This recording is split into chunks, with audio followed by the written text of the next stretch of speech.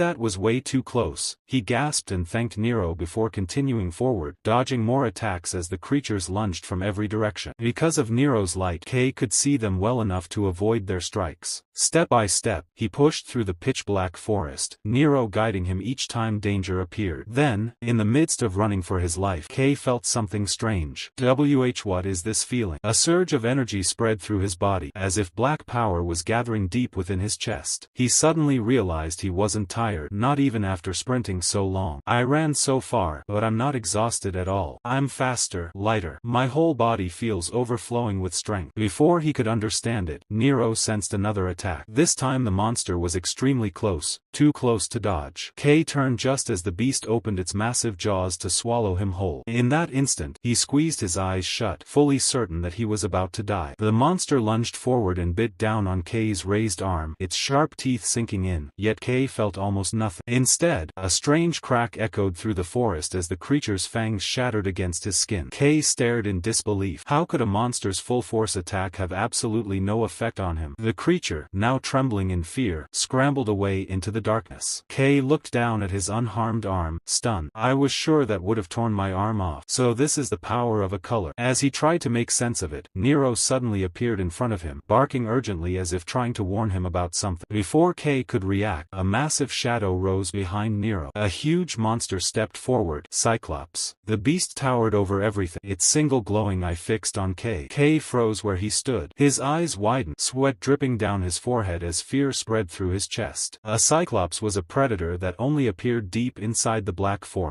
Why was one here? Before he could move, the monster swung its arm, striking Kay with terrifying force. The impact sent him flying across the ground until he skidded to a stop. Nero panicked and ran toward him, terrified something had happened. But Kay slowly sat up. He was completely fine. The Cyclops hit, which should have crushed bones, felt like nothing more than an ant bite. He looked at the monster and smiled. It feels like I can win. At long last, he had obtained the color he had chased for so long. Things will be different now. I don't have to run anymore. He remembered that awakening sensation, the surge of power, and activated it again. Black energy surged through him, coating his entire body, while his eyes gleamed with a faint white glow. The Cyclops roared and charged. Kay didn't move. Black and white energy radiated from him, swirling like smoke. He dug his feet into the ground, steadied himself, and prepared a single, decisive strike. Then he leapt. His punch landed with overwhelming force, tearing the giant monster apart instantly. The blast was so strong it felt like it could slice a mountain clean through. Kay hovered in the air, staring at the destroyed remains in disbelief, his expression blank. But then, something caught his attention, something bright. He saw light. He sees countless colors before him. Kay's eyes widen as an entirely new world unfolds. Lush green fields, clear blue sky, soft white clouds, tall mountains, and vibrant landscapes stretching endlessly. The sight leaves him stunned. This place, it's so colorful. But before he can take it all in, his black power suddenly begins fading. The glow disappears from his body, and he feels himself dropping. Confusion fills him. Why is his power vanishing? His hair shifts back to pure white, and when he looks down, he screams as he plunges toward the forest below. He crashes through branches, and Nero rushes to him, sniffing and circling anxiously. Kay sits up, realizing with horror that his color has vanished again. He has returned to being completely colorless. So the more I use my power, the faster it runs out, he mutters, panic tightening his chest. If he loses this power again, people will bully him, laugh at him, look down on him, just like before. His breath shakes. Then suddenly, a voice echoes from deep within him. An unfamiliar entity speaks, cold and commanding. What are you doing? Your prey is right in front of you. Devour it. The color right before your eyes. You don't want to die, do you? It's simple. Reach out your hand. Your hand. Kay's body grows weaker and weaker. His vision blurs, and the forest spins. He can barely keep his eyes open as the voice keeps echoing. His trembling hand slowly rises forward. His fingers close around a nearby rock. Then everything erupts. A torrent of black energy bursts from within him, spreading like a storm. Kay feels himself absorbing every color around him. Trees, light, air, everything. Nero watches in absolute shock as the forest is swallowed in dark waves. A moment later, the energy settles. Kay's body stabilizes, his hair turning fully black once more. He gasps for air, chest heaving, sweat dripping down his face. Leaning against the rock for support, he exhales shakily and murmurs, "Phew, I finally got it back again." Mari's workshop sat quiet behind its closed door, the street outside empty as always. She was bent over her desk, shaping a new design with steady hands, when a sudden knock broke the silence. The sound made her lift her head sharply. She turned, confused, and called out a soft welcome, expecting a customer, but instead, a figure stepped in wearing a long cloak hood that covered everything except the legs. Even for this city, the sight felt strange. Mari tried tried to smile, asking what brought him here and whether he had a special request, but the figure said nothing. He just lingered at the door, quiet as a shadow, and something cold crept along her spine. Mari stood up slowly, unsure. Her voice shook as she warned him that he looked suspicious. When he still didn't move or speak, she panicked. Grabbing a wrench, she held it out in front of her with both trembling hands and shouted at him not to come closer. But he suddenly closed the distance in one quick step, startling her enough to make her scream. She tried to warn him again, but the figure lifted the hood at last, revealing a familiar face. "Kay," he told her to calm down, almost annoyed, saying it was just him. Mari froze, her mind taking a second to catch up. Her shock rose so fast she could only stare, then scream louder than before, demanding to know what happened to his appearance. The whole shop shook with her voice as Kay sat her down and explained everything. How he had fallen, how he survived, how he came back with a new color, black. Mari's hand trembled again, but this time with anger. She grabbed her wrench and hammer as if they were weapons and swore she wouldn't forgive the people who hurt him. She marched toward the door, ready to storm out and smash heads, but Kay caught her attention and told her he already got his revenge, and that was enough. From afar, Nero watched them, confused but still perched loyally, sensing Mari's outrage cooling down little by little. Mari let out a long breath and set her tools back on the table. She said she had been worried when they lost contact, never imagining something like this could happen to him. Even so, she smiled with relief, glad he returned alive. Kay apologized for making her worry. Mari studied him closely, still unable to believe that someone could survive the ink waste and even gain color from it. But black reminded her too much of the creatures, and she wondered aloud if people would treat him badly because of it. Nero nudged Kay's hand gently, and Kay answered with calm resolve. That part of his life was behind him. What mattered now was his chance to become a colorist. He said he would stop thinking about other things for now and head straight for the Pioneering Corps entrance exam. He thanked Mari for helping him get back in time. Then, with hesitant pride, he asked if he could borrow some clothes or spare gear, promising to return everything later. Mari sighed, annoyed at first, asking how many times he would keep needing her things. But her irritation softened into a smile. She told him to consider it an investment in a future colorist. She grabbed his hand and told him to follow. Nero climbed onto Kay's shoulder, balancing there like he belonged. Mari led them deeper into the workshop, saying she had the perfect items for him, things that would fit exactly right. Kay's eyes widened just a little as he followed, feeling something warm stir inside him, a hint of hope, thin but real, pushing him forward. The scene shifted to the battle arena outside the city. Crowds of colorist candidates gathered at the entrance, each carrying their own weapons and ambitions. The arena inside was massive, built like a stadium meant for giants, and a huge number of examinees filled the space. No audience had entered yet, but the tension of competition thrummed through the air like distant thunder waiting to strike. Among the candidates, a dull blue-haired man wiped his palms nervously, overwhelmed by the sheer number of people who had come. Beside him, a dull green-haired man tried to steady him, telling him not to freak out and to stay alert. A dull saffron-haired man joined in with a laugh, saying it was normal to be nervous with competition this fierce. The blue-haired man exhaled hard, saying he never imagined the day would come when they would take the test for the Dawn Pioneering Corps. It felt unreal to have made it this far. The saffron-haired man agreed, explaining that joining the Toon-class Pioneering Corps was the dream of every pioneer. This corps had the highest achievements in exploring the Black Lands and, as an S-rank corps, held many skilled colorists. People even called them the hope of Shining City. The green-haired man pointed out that the only problem was that many strong candidates had gathered. Among them were the second daughter of a traditional color family, a famous bounty hunter, and other rising pioneers. But the one everyone talked about most was Gale, called the Gale Sword. His acceptance seemed guaranteed. Rumor said he could handle rampaging creatures alone. The saffron-haired man added that Gale's cruel and violent nature caused trouble often, and he had been kicked out from his previous corps, yet he still appeared here. The blue-haired man straightened up, suddenly confident, boasting that even people like Gale were nothing once you trained enough, saying he could cut down all of them. His friends burst into laughter at the ridiculous claim, telling him to try saying that to Gale's face. Even the saffron-haired man admitted that would be too much. Their laughter echoed across the arena, mixing with the murmurs and shifting tension of the crowd. Gale, his shining green hair catching the arena lights, listened to the dull-haired trio from a distance. Their nervous talk reached him clearly, and he sighed with a bored expression. He had hoped for something worthy of an S-rank exam, but all he saw were trembling hands and average skills. Nothing stood out, nothing excited him. Then his gaze shifted left, landing on a girl with bright cyan hair. A hint of interest lit his eyes as he murmured her name, Ellie Cyan, second daughter of the Cyan family. Rumors said she had talent, and at least she was noticeable. Gale raised his hand toward her with an amused smirk. wondering how people would react if he approached. Before he could move, the announcement boomed across the stadium. The entrance exam for the Dawn Pioneering Corps was about to begin. The candidates straightened at once, tension shifting like a wave. A man with bright yellow hair appeared at the top of the stadium, and murmurs spread in awe. He was a real colorist from the Dawn Pioneering Corps, known for his recent contribution during a large creature hunt. His presence alone felt heavy, unmistakably belonging to someone from an S-rank corps. The yellow-haired man greeted the crowd calmly. He thanked them for applying, knowing each had their own reasons: money, power, honor, duty. None of that mattered, he said. Only skill mattered. The corps needed strong candidates to venture into the Black Lands and reclaim human territory. Weakness would only lead to death. The first test would be a tournament, because combat ability decided everything outside the city. He raised his voice, commanding them to prove themselves. When their numbers were called, they were to step onto the stage. Number 126. Gale's name echoed through the area. Number 286. The dull-haired group reacted immediately. A heavy match at the start, they whispered. Gale smiled to himself, thrilled. Boredom had been killing him. Now he finally had something to play with, or so he thought. But when his opponent stepped forward, Gale paused. The figure wore a long cloak with the hood pulled low, hiding the face completely. Gale frowned. The stance was awkward, untrained, almost weak. It annoyed him. Still, he unsheathed his sword with a sharp motion, bright green layers of color erupting behind him. He had stayed quiet too long. Now he was ready to cut loose. The air vibrated with excitement from the watching candidates. Gale's glowing green sword aura flickered like sharp wings behind him, earning whispers of awe. He was a genius, they said, someone who could already fight rampaging creatures alone. Gale's eyes shone with fierce confidence. He told the cloaked opponent to try blocking his attack, and if he failed, he would be shredded. Gale bent his knees, launched himself forward, and brought his sword down with the force of someone used to winning easily. But the cloaked man moved, not with a fancy technique or sparkling color, but with a simple punch, fast, clean, direct. Gale didn't even see the wind-up. One moment he was descending with full force, the next, the punch crashed into his face. The impact shook the stadium. Gale flew back like a rag doll, smashing into the wall so hard cracks spread like spiderwebs. He fell unconscious instantly. Teeth shattered, eyes rolled back. The entire arena fell silent. Shock rippled across the candidates. What they had just witnessed shouldn't have been possible. Gale's sword, an elite candidate, a near-guaranteed pass, had been taken out in a single hit. The cloaked man looked at his hand, shaking it slightly as if the impact surprised him more than anyone else. His hood slipped back, revealing black hair. Then the murmurs erupted in fear. Black, the same color as creatures. People trembled. Some took a step back. Even the yellow-haired examiner watched silent, eyes narrowing but not interrupt. Candidates questioned whether a human could possess such a color. Ellie Cyan stared too, shock flickering in her eyes, though she stayed quiet. The whispers grew louder. Was that the power of black? Was that how Gale, the genius, fell in one hit? Kay, no longer a hidden figure, stood in the center of the arena, sweating slightly as the attention closed in on him. The punch had been instinctive, something he didn't even think about. But the reaction around him felt heavier than the strike itself. People weren't looking at his strength. They were looking at his color. And the fear in their eyes made him swallow hard. Why are they reacting like this? Kay thought, his heartbeat rising as the crowd pulled away from him.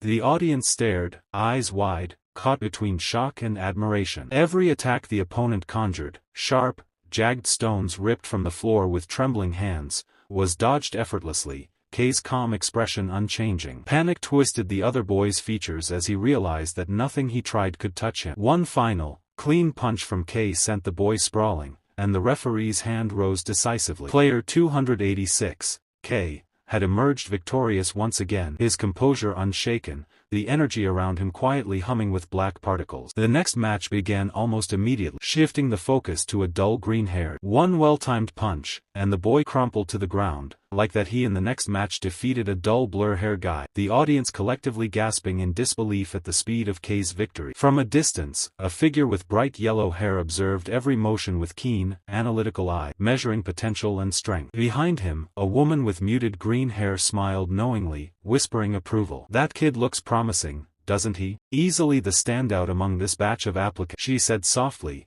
her voice carrying a weight of expectation. Beside her, a dull blue-haired man leaned forward, voice low and urgent. And on top of that, he's the first one, the first ever black holder to appear. Rumors will spread fast. This is our chance to recruit him first. Their conversation was interrupted by footsteps, drawing attention to a new presence. A bright red-haired man entered alongside a young blue-haired assistant, his posture casual but radiating authority. The dull blue-haired man's eyes widened in recognition. This was the team leader, the one whose arrival alone demanded attention. The red-haired leader scanned the arena, gesturing casually yet commanding attention, his questions measured and pointed. The yellow-haired observer shot him a cold, direct question without breaking his gaze from the arena. The team leader's reply was nonchalant, though his sharp eyes caught the movements on the battlefield immediately. Black hair. His focus narrowed as he recognized the anomaly. A boy standing slightly apart, watching, yet dominating every match effortless. Shock flickered in his expression, subtle but unmistakable. Kay remained unaware of the scrutiny, eyes fixed on the opponent, every movement analyzed and catalogued. Whispers spread among the elite observers, counting victories, noting the overwhelming result. Kay had dismantled a top-ranked favorite with minimal effort, leaving the crowd stunned into silence. The blue-haired assistant sought confirmation, voice tentative. The red-haired leader acknowledged with a subtle nod. This emergence of a new color, appearing after a strange incident earlier, could not be ignored. It was more than coincidence. It was an anomaly that demanded attention. His calm composure masked a mind already strategized, calculating potential, and weighing the implications of this sudden surge of power. As the matches concluded, Kay stood in the arena, chest heaving lightly, sweat glistening on his brow. Black energy particles drifted lazily around his hand, a quiet testament to the force contained within him. The announcer's voice boomed over the crowd, praising his performance. But Kay's mind was elsewhere, reviewing every movement, every strike. A winning streak, incredible power, but still, he thought, muscles tensing reflexively, I need to remain cautious. Overuse last time nearly cost me everything. If I lose control, if I lose my color, I'm finished. The attention shifted elsewhere as another match unfolded, and Kay's focus briefly flicked to the arena floor. A massive wall of ice erupted unexpectedly, and he froze, astonishment flashing across his features. Cyan-haired girl, player 17, had claimed the field. She stood motionless, serene, sword sheathed, her opponent encased in frozen crystal beside her. Observers whispered in awe, praising her skill, noting the prestige of her family. Kay watched silently, calculating and measuring, absorbing the sheer precision and elegance of her power. Even the smallest tremor in her posture did not escape his notice. As she descended from the arena, Kay's gaze followed her intently. He noticed a slight shake in her step, subtle human flicker beneath the calm surface. When their eyes briefly met, she stared at him with an expressionless mask, registering his attention but revealing nothing. Kay tilted his head slightly, puzzled, but the moment was fleeting. She moved on, leaving him to process the strange mixture of power and vulnerability he had just witnessed. Every detail, every nuance, was catalogued internally. Kay's mind worked tirelessly even as his body rested. The announcer finally declared the first exam concluded, and the energy in the arena shifted with relief and tension alike. Bright yellow-haired figure stepped forward, addressing the crowd with measured authority. "Thank you for your hard work," he said, his tone both commanding and encouraging. He continued, outlining the schedule and moving swiftly to the next phase, acknowledging those who had failed with quiet dignity. Competitors were already struggling, their faces glistening with sweat as the brutal challenge pressed on. Murmurs ran through the crowd, blending with gasps and exclamations of frustration. "Geez, this is tough. Not even a moment to breathe," one player muttered, wiping his brow and shifting uneasily. "I hope the next exam is easier." Another nodded, shoulders tense, as though bracing for a storm they could feel approaching but could not yet see. The arena's heat pressed down, relentless, and the contestants knew that their endurance would be tested to the very limit. Bright yellow-haired observer's voice rang out, crisp and commanding. "Then the next test is—" But before he could finish, a presence cut through the tension like a blade. "Ah, wait," said Red Leader, stepping into view. The atmosphere shifted immediately, the air felt heavier, charged with expectation and fear. "The second exam will be led personally by me," he declared, voice calm but undeniably authoritative. Player after player froze mid-step. Recognition rippled across the crowd, eyes widening as realization struck. Murmurs spread uncontrollably among the contestants. "That person." Colorist read, someone breathed, disbelief clear in their tone. "One of Shining City's strongest colorists, famed for retaking the Black Lands and holding the highest number of subjugation achievements." Another voice, quivering, added, "I heard his destructive power is so intense even his allies hesitate to work with him. If he's in charge, there's no hope. We're doomed." Fear clung to every word, infecting the spectators and participants alike. Even seasoned competitors felt their stomachs tighten at the mere thought of enduring his trial. Bright yellow-haired observer frowned, voice low but cautious. "You're sure about this? The captain's going to scold you if he finds out something about changing the exam on your own." Red leader waved off the concern with a lazy smile, shrugging as if the weight of authority and consequence did not touch him. "It's fine.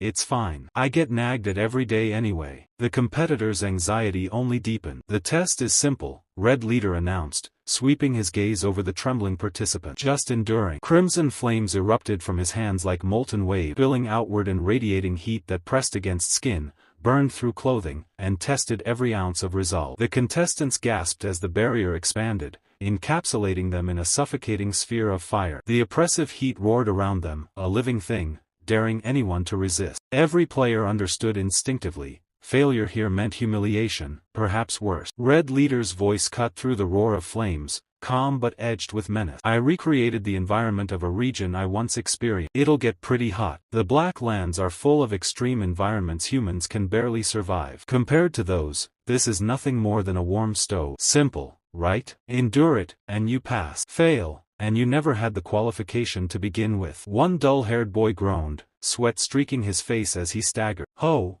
ho, it's so hot. This is supposed to be a warm stove. NGH, hot. What kind of place are the Black Land?" A dull blue-haired boy lashed out desperately, striking at the flames, but his attacks were absorbed without effect. "Ugh, impossible. My ability can't even scratch it. All I can do is hold on." Bright yellow-haired man thought quietly. "I heard he's been slacking on training lately, but Red's skills haven't dulled at all. Those rumors were exaggerated. Covering this many people with a barrier in an instant, his control is incredible. As expected of someone who has reached the peak." Suddenly, one of the spheres began to falter, cracked and flickering as a torrent of ice collided with it. Gasps erupted from both participants and audience alike as the fire barrier dimmed under the assault. At the center of this controlled chaos, the cyan-haired girl, player 17, remained utterly calm. Her sword was sheathed, her posture serene, and yet her power had shattered Red's flame with startling ease. Red leader's eyes narrowed in surprise and approval. "This is pretty good," he muttered. The Cyan family's power should have been his natural counter, yet she broke through immediately. This girl might actually deserve to be called a real prodigy. His gaze shifted to Kay, still trapped within his own sphere of scorching fire. Sweat ran in rivulets down his face, muscles trembling, mind racing. "I'm screwed.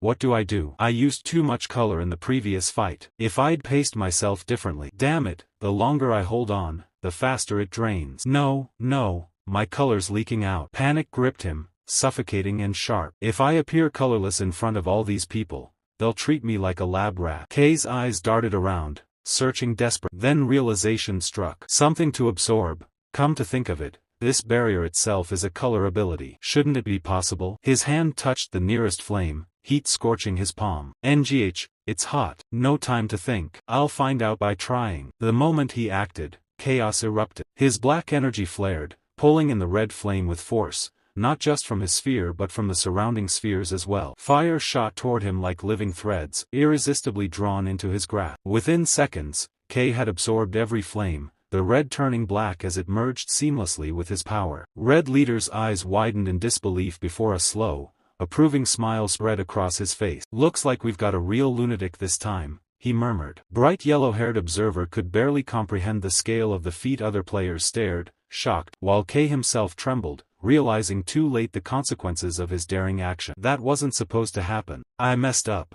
Time seemed to freeze for Ellie Cyan as the scene unfolded before her eyes. It was the moment Kay won his first match, when his face was revealed, along with the impossible sight of his black hair. Every spectator around her reacted with shock, whispering in disbelief, and even Ellie found herself questioning her own vision. This exam meant everything to her. She had trained relentlessly, pushing herself for the sake of her family's expectation. Yet now, she heard voices all around marveling at Kay. The emergence of an entirely new color felt unreal, something beyond anything recorded before. And although the feeling was faint, unease crept into her chest. Ellie had been raised to stand at the top of her family. Falling behind was never an option. And upsetting her sister, that was something she refused to risk. But Kay, his strength was undeniable. Even if she fought him with everything she had, she felt no guarantee of victory. Something about him went beyond simple strength, something she couldn't explain. What is he? She wondered, eyes narrowing slightly. But she forced herself to push the thought away. It didn't matter what he was. Next time, things would not go the same way.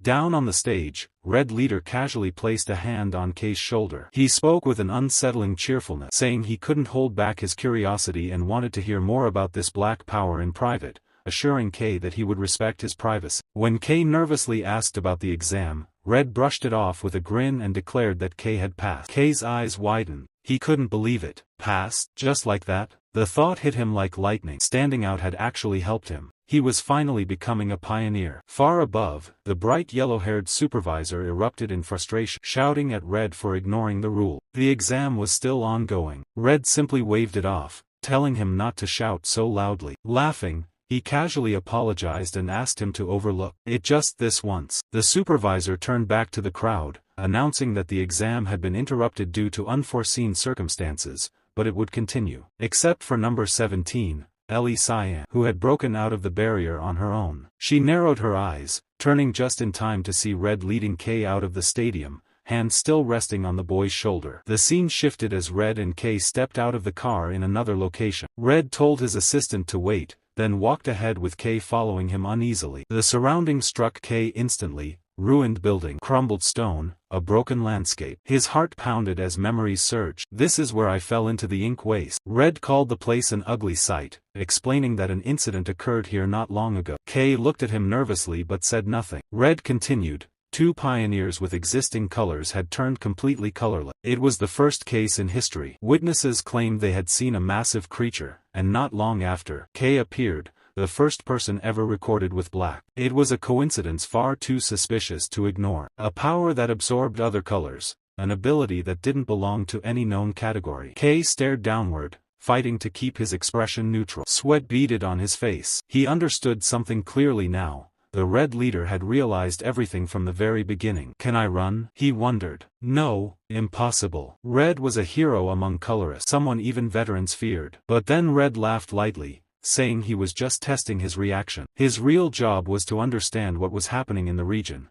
but he admitted he was far more interested in Kei's ability. Whether it was truly the black color or something else entirely, he had never seen anything like it. Color abilities were normally simple, but they could never mix. Kei's power ignored all rules, and judging from the second exam, Kei couldn't control it at all. Absorbing everything around him had been proof. Kei lowered his head, struggling for words, trying to explain what had happened. But before he could form a sentence, Red's body began to glow faintly. He declared that they needed to run a test. Kei blinked in confusion, barely able to understand. Red raised a hand toward him and said he needed to know the limits of Kei's ability, how far it went, how it felt, how it worked. He instructed Kei to try absorbing his powers. Kei trembled, stuttering in panic. He warned him that it was dangerous, that something could go wrong. But Red laughed, telling him he was far too early to be worrying about someone of his level. He ordered Kei to stop talking and try it. Kei's thoughts spiraled. What if something went wrong? What if he couldn't stop the ability? Fear tightened in his chest. Red, on the other hand, had his own thoughts. Black, the color of the Black Land, a terrifying symbol, a force known for devouring everything. Leaving such a dangerous ability uncontrolled was unacceptable. Depending on how it worked, it could shake the entire foundation of the world.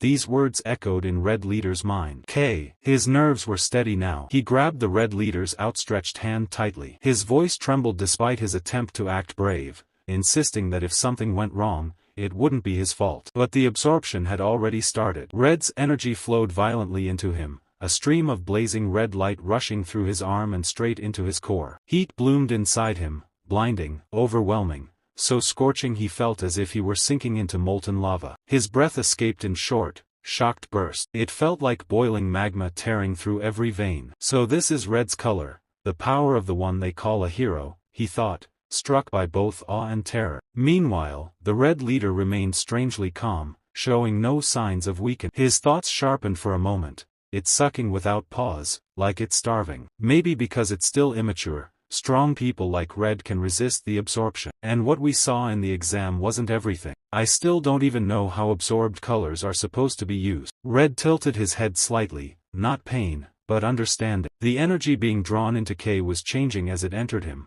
shifting into a crimson-black mixture that began to circulate around Kei's body like a violent storm. Red's surprise as the unstable force gathered around Kei, wrapping him in a half-formed shell of monstrous power. That energy twisted his arm, reshaping it into a large, clawed limb, his skin turning monstrous on the right side. One look at him made Red think absurdly of a Naruto trying to control the Nine-Tails chakra. K's right eye burned red as he fought to restrain the transformation. The Red leader's expression hardened. If I didn't know better, I'd think he was a creature. So he really was involved. I'll have to figure out more about him later. But first, I need to put out the fire in front of me before he goes berserk. Red gathered energy in his hand, forming a dense, blazing sphere of flame meant to subdue K. But just as he prepared to strike, K's monstrous form wavered. Red didn't immediately understand why. Then K's consciousness dipped into darkness. Inside his mind, voices erupted, raw, chaotic, intense color, bring more, need it, overflowing,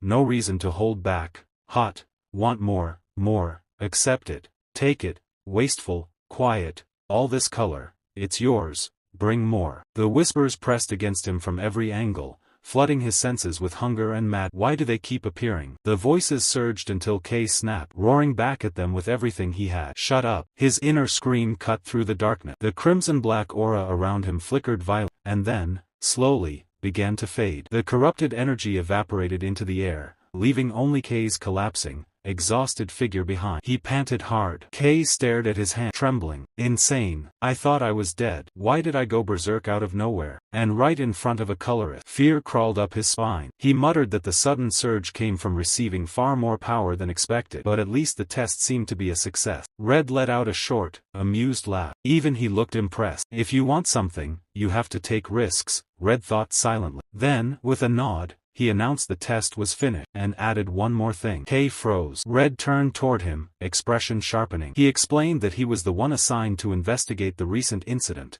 and since he accepted the request, he had to find the culprit. And right now, K looked like a top suspect. K's stomach dropped. Red continued calmly, saying more people were interested in the case than K realized. With K's abnormal ability and strange color, rumors would spread fast. The damages alone were massive. Hundreds of millions. Could K cover that? And money wasn't the real threat. If the city's leadership decided his power was dangerous, they could exile him, or worse, turn him into a lab subject. K's breath hitched. Damn it, there's no escape. And I'm technically a victim too. Desperation clawed at him. Red shrugged, pretending he didn't care much. Then he offered a path. If you come under me, maybe I can do something about it. Before Red could even finish, K bent forward in panic, shouting that he was in Red's care. The Red leader sighed heavily, telling him to listen first. He wasn't offering a free solution. K would have to repay him with a few favors. Could he handle that? K froze. Red turned toward him, expression sharpening. The landscape stretched dull and lifeless before them, a desert without color. The sand was gray, the sky was gray,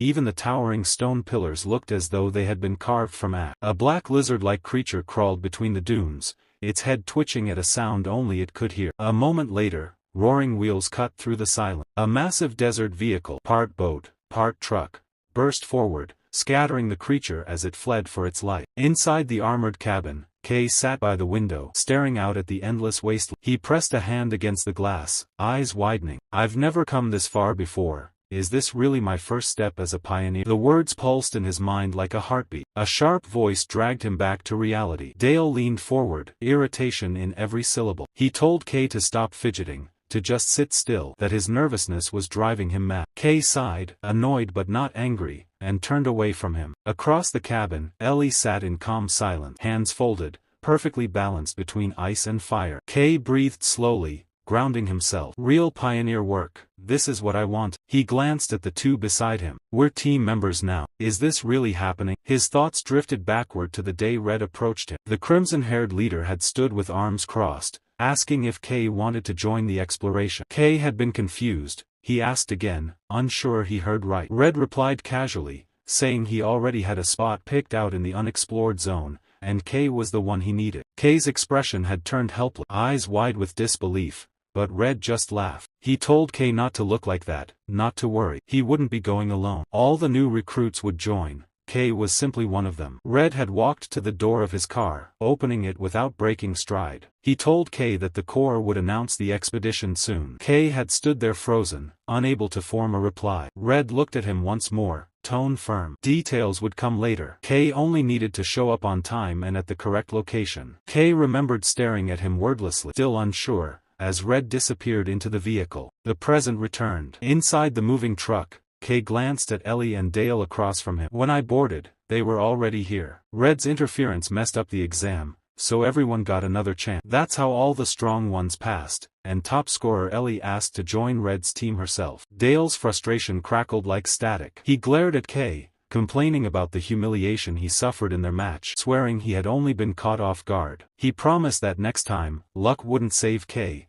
and when the expedition ended, he'd settle things. Behind them, Red's blue-haired assistant worked through paperwork, silent and focused. Dale continued muttering that if Lady Lavian hadn't been standing behind him, he would have crushed K already. The assistant adjusted her glasses, expression unreadable. Ellie finally spoke, her voice cool and sharp. She told Dale to drop it, that he would just be knocked out again. K watched the exchange while Dale seethed. Her eyes remained closed as she added that K was out of his league. Dale snapped. K blinked, startled. She might actually get along with him. Ellie didn't open her eyes when she declared she'd challenge K first. He stared at her, bewildered. She insisted they had already made eye contact and reached an unspoken agreement. K's mind blanked. When did I? Then Ellie opened her eyes fully, fixing him with a cold, unwavering stare. If he lost, she said, he should stay quiet and wait his turn. Sweat prickled along his neck. There he was, trapped between two rivals, both eager to test their strength again. Not sure any of this is going to work out,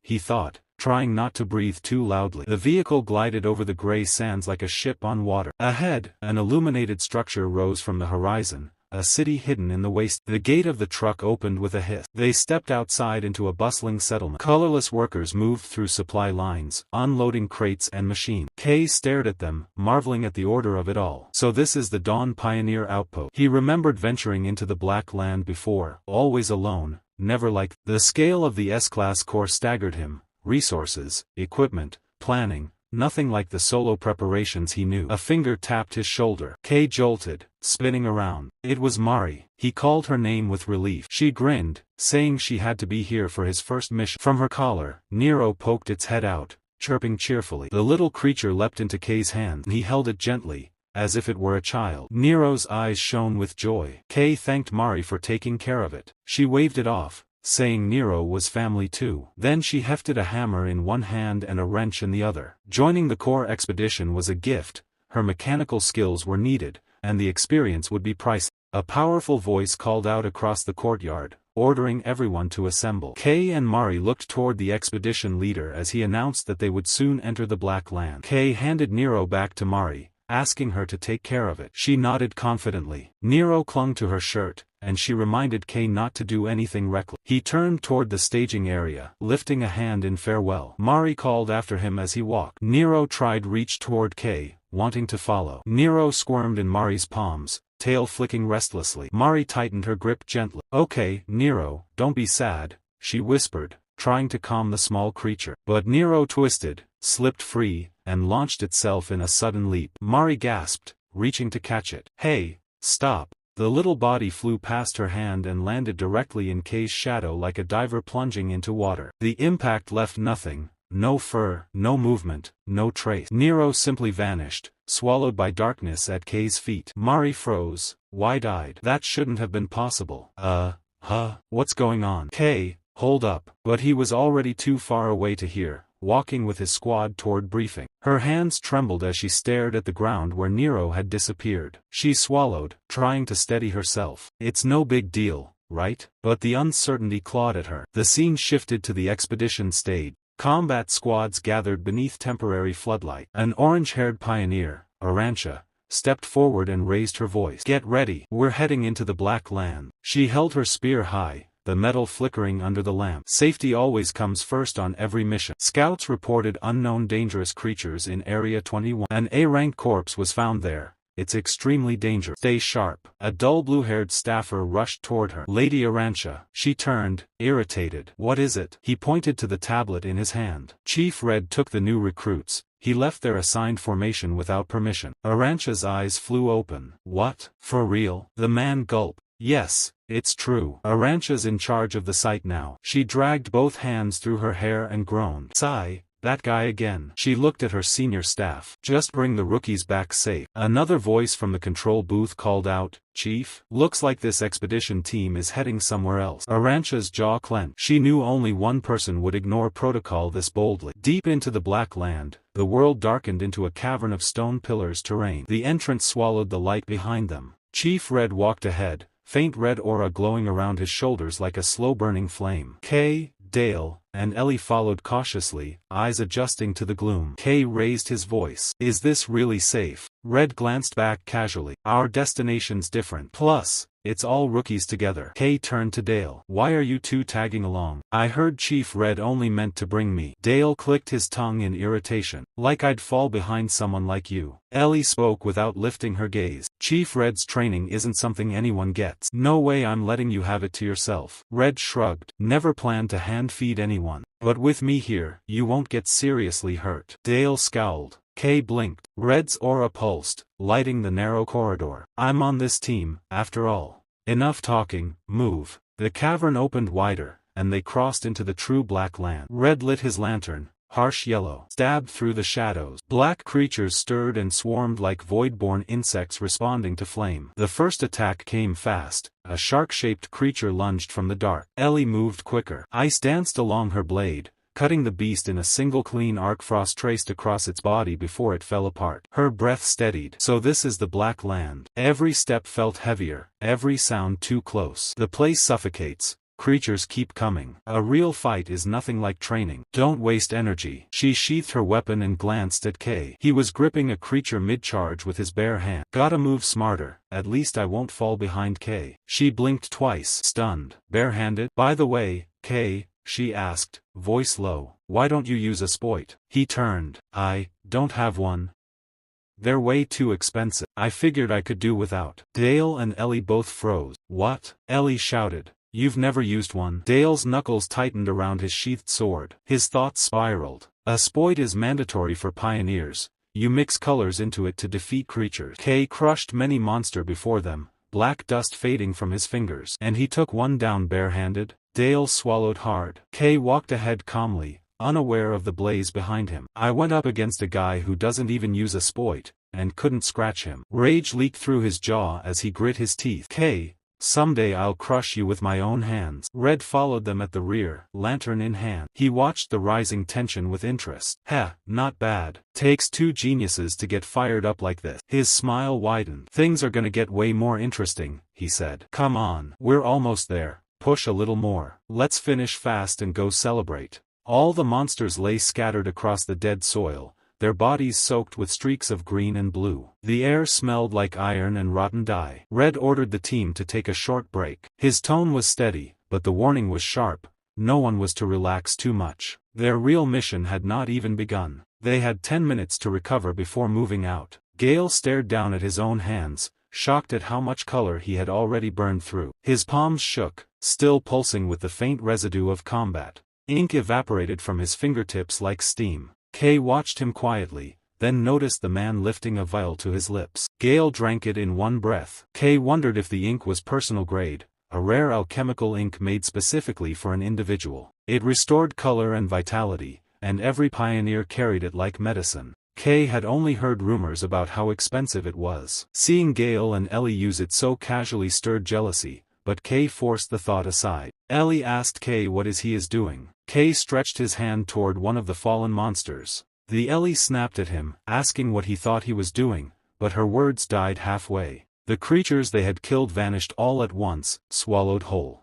Dark energy rolled across Kay's hands as he clenched his fist, exhaling like a man who had been drowning and finally reached air. His body pulsed with restored strength. The girl stared in disbelief and asked if he was truly all right. Kay told her he was fine. He had done this before. She asked again, her voice trembling, wanting to confirm that he had absorbed a creature without suffering consequences. Gale muttered that it was unbelievable. No one should be able to devour something like that and not react. Red finally spoke. Break time was over. They had recovered long enough. It was time to move. Their footsteps carried them deeper into the black land, where the ground absorbed what little light reached it. They walked until the terrain tightened around them, forming a dense dark zone that swallowed sound. Ahead was a void, an orb-shaped barrier of pure darkness, floating like a scar in the air. Kay asked if it was some kind of curtain. Red stepped forward, his eyes reflecting the black surface. He said this was the reason he had brought Kay here. He wanted him to see it himself. He lifted his arm, ignited his hands, and fired a beam of red flame at the curtain. The impact hit dead center, then vanished. The flame dissolved instantly, devoured like food. Red asked if they saw it. The curtain absorbed everything, every bit of force, and fed on it. It grew stronger the more power it consumed. That absorption resembled Kay's own ability. That was why Red had suspected Kay might be able to erase it. He told them that beyond this curtain was the path leading to the ruins. Inside those ruins lay the objective of their expedition, the Stella fragment. Kay froze. The name struck him like a blow. Gale and the Ellie admitted it was the first time they had heard about it, but Kay said nothing. His silence spoke volumes. Red confirmed the fragment's existence and said the Shining City was desperate to obtain it. He told them he would explain later. Their first task was removing the curtain. Kay stepped closer. He stretched out his hand, fingers trembling with anticipation. Without hesitation, he began absorbing the barrier. The reaction was immediate. The surface shuddered and widened, as though pulled inward by invisible claws. The others moved several meters back, stunned. Red watched the curtain collapse piece by piece and smiled with relief. Everything was unfolding exactly as he predicted. He laughed, almost proudly, saying Kay's power would become extremely useful from this point forward. Kay did not respond. Sweat traced down his neck. Absorbing the massive curtain required total concentration. Gale suddenly noticed the ground shaking beneath them. He asked why it was trembling so violently and said that the noise alone would attract creatures. His fear was answered a heartbeat later. A chorus of monstrous screams tore out of the darkness, so close and raw that even the two rookies flinched. Black creatures burst from their hiding places and charged. They moved like predators who had finally found prey. Gale and the Ellie raised their weapons instantly. Red only laughed. He called it quite a crowd and told Kay to focus on the curtain. Gale and the girl were ordered to wipe out the monster. They obeyed without hesitation. Gale lunged, his blade slicing through the creatures like they were nothing but soft paper. The girl raised her arms, ice spilling from her palms. Frost enveloped every monster that touched its edge, forming jagged spikes that shattered their bodies as she advanced. Red stood back, arms crossed. He sighed in satisfaction. He had expected to intervene, to rescue the new recruits when they failed. But there was no need. Casually, he fired a red beam at a stray monster and turned it into dust. He admitted that he had assumed the rookies would need babysitting. But at this level, he could actually work with them. Letting them handle things themselves was pleasant. Behind them, Kay continued absorbing the ink-like curtain. The sensation crawling through him was strange, familiar. Something about the barrier's essence resembled his own black power. It felt alive, like a mirror of himself reaching back. He realized that if he slipped, if he lost focus for even one heartbeat, it would reverse and drain his color instead. But when it came to raw force, he sensed he was stronger. He pushed harder. With one final surge, the last of the curtain collapsed and vanished. Relief washed through him like cool water. He staggered forward and stared. The barrier had been hiding a massive crater, a yawning abyss so deep he could not see the bottom. He wondered if this pit was truly the entrance to the ruins. Raising his voice, he called out to Red, reporting that the curtain was gone. Red smiled and praised him. His instincts had been right. He called to Gale and the girl, telling them to finish quickly and regroup. They didn't need to kill every creature, just clear the area. But before he could finish the sentence, his expression shifted. His eyes widened as if he were staring into death itself. He grabbed both rookies in a single blur of motion and threw them backward. At the same time, he fired a red beam straight ahead. The ground where they once stood exploded, carved by deep violent lines. Every nearby monster was shredded and fell from the air like rain. The rookies stared in disbelief. Gale stammered that what he had just seen was impossible. Only a few meters ahead, the earth was cut open cleanly, like the work of enormous claws. Red's face darkened. Now he understood, he said quietly. No wonder everything had gone so smoothly until now. He had received a report that a dangerous entity was lurking nearby. He simply did not expect that individual to appear so soon. A figure emerged from the shadows, dragging a weapon across the ground. Red said their time for fooling around was over. The newcomer was wrapped in darkness. Short black hair, an arsenal of obsidian weapons strapped to his back. His presence hovered between human and monster, as if he had been sculpted from night. Red ordered everyone to listen carefully. Kay stepped closer, confused, and Red handed him the torch. He told Kay they were entering the ruins immediately. The two rookies would go down first and begin locating the Stella fragment. Red insisted that with Kay's ability, he was capable of success. Kay reacted in disbelief and asked if they were really expected to do it alone. Red ignored his protest. He shoved Kay forward, telling him to stop complaining and go. Without hesitation, both rookies leapt into the ruin. Kay shouted after him, asking what they were supposed to do by themselves, but Red didn't answer. His gaze remained locked on the black figure. The rookies descended and crashed into a silent world. Complete darkness swallowed Kay's vision. A sharp pain pulsed across his skull as he tried to understand where he had landed. He wondered if this was truly the interior of the ruins. He raised the torch and flicked it to life.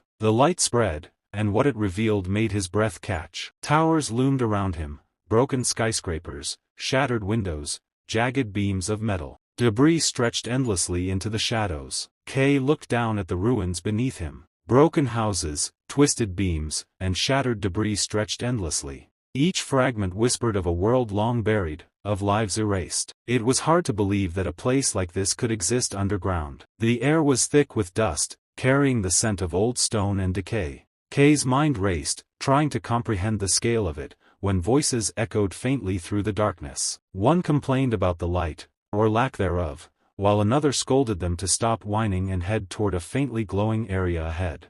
Kay turned, heart leaping, and was relieved to see Gale and the Ellie approaching. He had assumed he was completely alone in this vast, forgotten expanse. The Ellie explained that they had wandered as well, sidetracked by Gale. He immediately asked what she meant, but she brushed him off, insisting they focus on where they were. Gale's eyes swept the area, taking in the vastness. The underground city was far larger than he had expected. Broken roads, collapsed towers, and corridors of rubble suggested a civilization that had once thrived in the depths. He muttered that it was unbelievable to have discovered traces of such a place and questioned how they could possibly find the Stella fragment in ruins this enormous, especially without knowing what it looked like. Kay agreed silently, thinking that searching blindly would take forever. His mind lingered on a thought: if Nero were here, the task would be simpler. Almost as if responding, a tug at his leg startled him. Kay looked down and froze. Nero stood there, small but confident, his dark fur blending into the shadows. Keeping his voice low, Kay whispered to the creature, asking how it had even gotten here.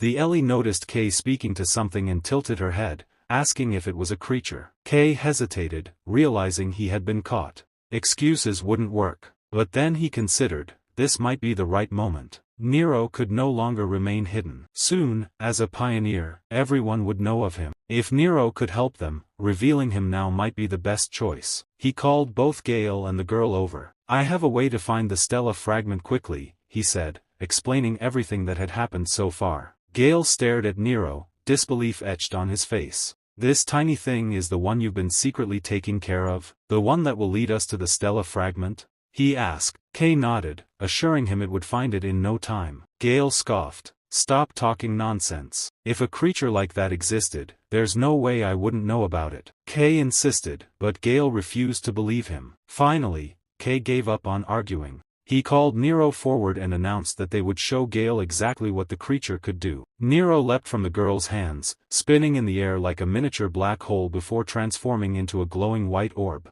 Gale's jaw dropped, speechless. The Ellie looked on, heart sinking, as if she had just lost a pet she had grown attached to. Guided by Nero's light, the three continued forward. Gale muttered repeatedly, struggling to reconcile what he was seeing. A creature that followed a human, with unique abilities. It made no sense. He had never heard of anything like it and wondered aloud where Kay had even found it. Meanwhile, Kay whispered to Nero, asking if it could sense the Stella fragment somewhere in the ruins. Nero responded with a subtle flick of movement, affirming its detection. Kay counted on him, feeling a surge of hope. Then Nero froze, body stiffening, eyes locked on a faint dust-like shimmer drifting through the air. Kay realized the creature had found a trail. Is that it? He whispered, and without hesitation, Nero darted forward, vanishing into an opening in the ruins. Kay pointed toward the entrance. That leads to an underground passage, he said, surveying how far they had already descended.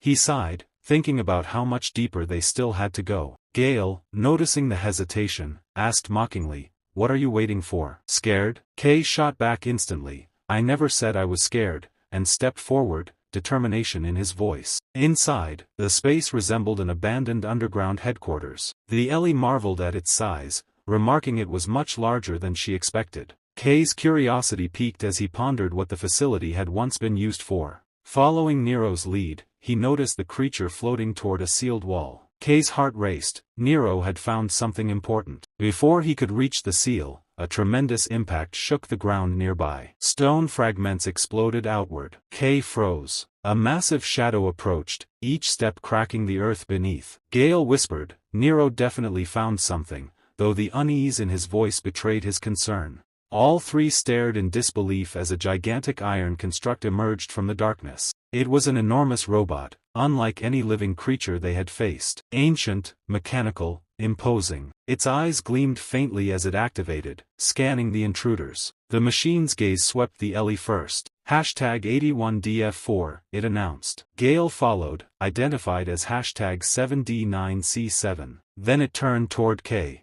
Kay muttered under his breath that it seemed to be scanning their color codes, but his scan took far longer, stretching the tension in the air. Finally, the machine spoke again. "Number 0000. Immediately, the robot sounded an alert. Black readings had been detected. All three were classified as threats. Removal protocol initiated. Before anyone could react, a single strike sent Kay flying backward. He barely raised his black energy in time, the force still hurling him across the floor. Frustration and adrenaline surged through him. The robot had attacked without warning, nearly crushing him with one blow. Gale and the Ellie shouted that it had attacked from behind as well. They charged from the front, drawing its attention. The robot's next punch sent a shockwave rolling outward. Kay braced, using black color to absorb the impact, but the effort strained him. Its strength was overwhelming, unnatural. What kind of machine could possess such power? The robot raised another arm, but ice intercepted it. Attacks from the Ellie, perfectly timed. Gale struck from the opposite side. The girl's eyes narrowed. Despite their efforts, the attacks left no lasting effect. She realized the robot wasn't alive, its defenses weren't biological. Her gaze caught a faint glow inside its core, swirling like ink. That had to be its weak point. She shouted the observation to the others. The robot's defenses shifted, shielding its core. Gale and the girl's attacks were blocked as if insignificant. Kay seized the opening. His fist, wrapped in black energy, shot forward, striking the machine's waist with explosive force, like a heavyweight punch. The robot staggered but quickly countered, forcing him to dodge. Kay realized conventional methods wouldn't suffice. The robot barely reacted to their attacks. Urgency pressed against him. He recalled the full-body black energy he had used before, coating himself entirely. This time, he needed only a concentrated strike. His fist alone was wrapped in black. The machine charged. Kay steadied, jaw tight, and thrust forward. The impact shattered the robot into pieces. Its head, faintly glowing white, flickered and fell. Kay exhaled, relief washing over him. The machine had been more troublesome than necessary. He noticed the robot's core among the debris. Its design was unique, unlike any he had seen. Maris would love this, he murmured, imagining the reaction of a fellow pioneer. But Gale and the girl had other priorities. They demanded to know what power Kay had just used. The girl insisted he explain it properly, so she could reference it in their future battles. Gale added that if he had a move like that, he should have used it sooner. Kay snapped, asking why they were complaining as if they were the victims. Before the argument could escalate further, the sealed door behind them began to grind open. The echo reverberated through the empty hall. Kay explained that his attack consumed enormous amounts of color, which is why it was reserved for emergencies. They all froze, eyes fixed on the opening. The door swung fully open on its own. Nero floated toward the new doorway, entirely filled with darkness. Then it returned to Kay's shoulder. Kay asked Nero if something was inside. The creature gave a subtle nod. He stepped closer. The darkness thickened, oppressive, like a curtain woven from pure shadow. Tentatively, he reached out. His fingertip grazed the veil, and it rippled violently, sending a wave outward. All three recoiled, staring as the shadow expanded. Then, almost as if alive, it pulled them forward. The force was irresistible. Gale shouted at Kay, demanding why he had touched it, but it was too late.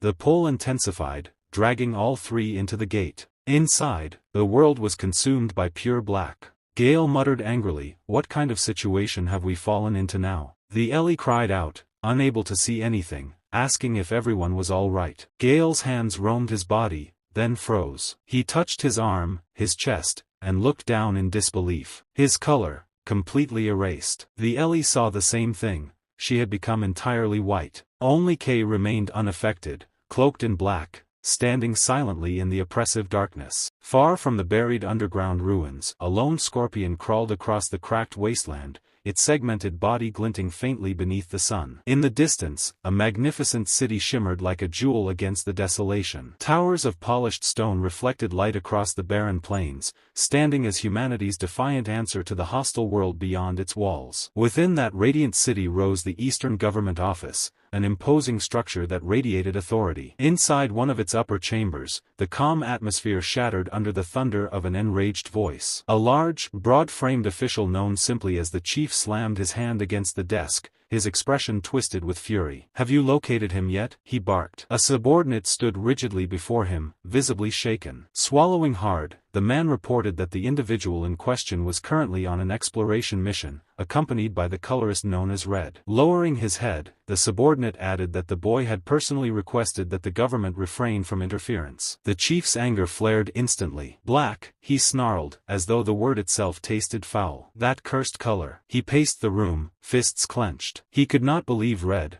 a hero revered by the city, would bring someone bearing such a dangerous attribute into the field. Even heroism had its limits, and this, in the chief's eyes, crossed them. "Reckless," he muttered. "Completely irresponsible." His fury was fueled by fear. A recent creature manifestation had thrown the ruling council into chaos. Whispers of the Black Wave, a disaster believed to have nearly erased humanity in the past, were spreading once more. If the worst came to pass, he knew the responsibility would fall squarely on his shoulders. As his voice rose again, a soft, amused tone interrupted him. "You really are furious today." Leaning casually against the wall was a young woman with striking pink and yellow hair. Camellia, leader of the Dawn Pioneering Corps, wore a teasing smile as if she were watching a familiar performance. She suggested he calm himself before his temper landed him in a hospital bed. While she admitted his concerns were understandable, she warned against letting fear dictate judgment. "Do you truly believe Red would act without a plan?" she asked. "He's one of our most dependable safeguards." Camellia lifted her teacup, adding that sometimes placing high-risk individuals in dangerous situations produced results no one expected. What the city needed now was trust, not panic. She took a sip, and immediately grimaced at the bitterness. Beside her, the chief dumped an absurd amount of sugar into his own tea without hesitation. Camellia stared in disbelief, wondering how anyone could tolerate such sweetness. Before she could comment, the chief snapped at her to remain focused. Her playful demeanor vanished. Camellia acknowledged the true reason Black was feared, its connection to the legendary Black Witch. Black symbolized death, despair, and ruin. Long ago, the first Black Wave had engulfed the world in dark mist. Monsters emerged, lands were twisted, and humanity nearly vanished. Another wave, she said quietly, was inevitable. With recent anomalies and the emergence of a Black Wielder, exploration was no longer optional. It was a matter of survival. If humanity wished to endure, every form of power had to be considered. Even black. She urged the chief to persuade the council. He sighed, rubbing his temples. It would not be easy. Yet his gaze drifted to a dossier resting on his desk. A photograph stared back at him, a quiet boy named Kay. Perhaps, he thought grimly, the fate of the city truly did revolve around this one child. Elsewhere, far removed from the city's brilliance, Kay stood trapped in a boundless void. There was no ground, no sky, only endless darkness stretching in every direction. Kay, Gale, and Ellie appeared as faint white silhouettes, their forms barely holding shape within the emptiness. Confusion struck immediately. Gale was the first to panic. "Our colors," he shouted, pointing wildly at himself. "They're gone. Why do you still have yours?" Kay glanced at his own outline, unimpressed. He admitted he had no idea. If he had to guess, Perhaps it was because his color was black, indistinguishable from the surrounding void. Suddenly, Gale staggered forward, drained. Ellie clutched her head, groaning as weakness flooded her body. Kay watched them with growing concern. He felt fine. And then he understood why. He had spent his entire life without color. Compared to that emptiness, this void felt familiar, almost natural. Gale muttered about a strange sensation inside his chest. As he squinted, Kay noticed a faint glow pulsing within him, like a fragile core struggling to remain lit. Then the whispers began. They slithered through the darkness, soft and invasive. Everywhere. Nowhere. Gale shouted, demanding whoever was there show themselves. Kay listened carefully. This wasn't the same voice that occasionally echoed in his mind. This presence felt colder, heavier. From the shadows, a silhouette emerged. A woman with long hair, her form vague and unnatural, stepped forward as if the darkness itself parted for her. Kay sensed her instantly and turned. Gale and Ellie froze in terror. The figure had not approached, it had simply appeared. Slowly, the shadow raised her hand. Her finger pointed directly at Kay. His body stiffened. In the next instant, his consciousness was ripped away. Kay's mind plunged into chaos. He saw a city consumed by a spiraling vortex of energy, buildings torn apart as if made of paper. The vision shifted violently, transforming into a blood-red nightmare, ruined landscapes overrun by colossal beasts. A massive eye opened in the sky. Below it, shadow creatures gathered. Among them, a horrifying multi-eyed monster stared directly at him. The scene shattered again. The woman's face filled his vision, one eye glowing ominously. Then blue. An overwhelming sea of blue energy swallowed him whole. Memory and reality blurred. Kay questioned whether these visions were echoes of the past, or warnings of the future. Deep within his subconscious, a gentle voice spoke from a distant light. You need a name. A blurred, smiling figure from his past appeared. Warm, familiar. It gave him a name, Kay, and urged him to seek his own light, his own color. The vision collapsed. Kay gasped, snapping back into the void. His body trembled violently, sweat dripping down his face as terror flooded his senses. He clutched his head, panting,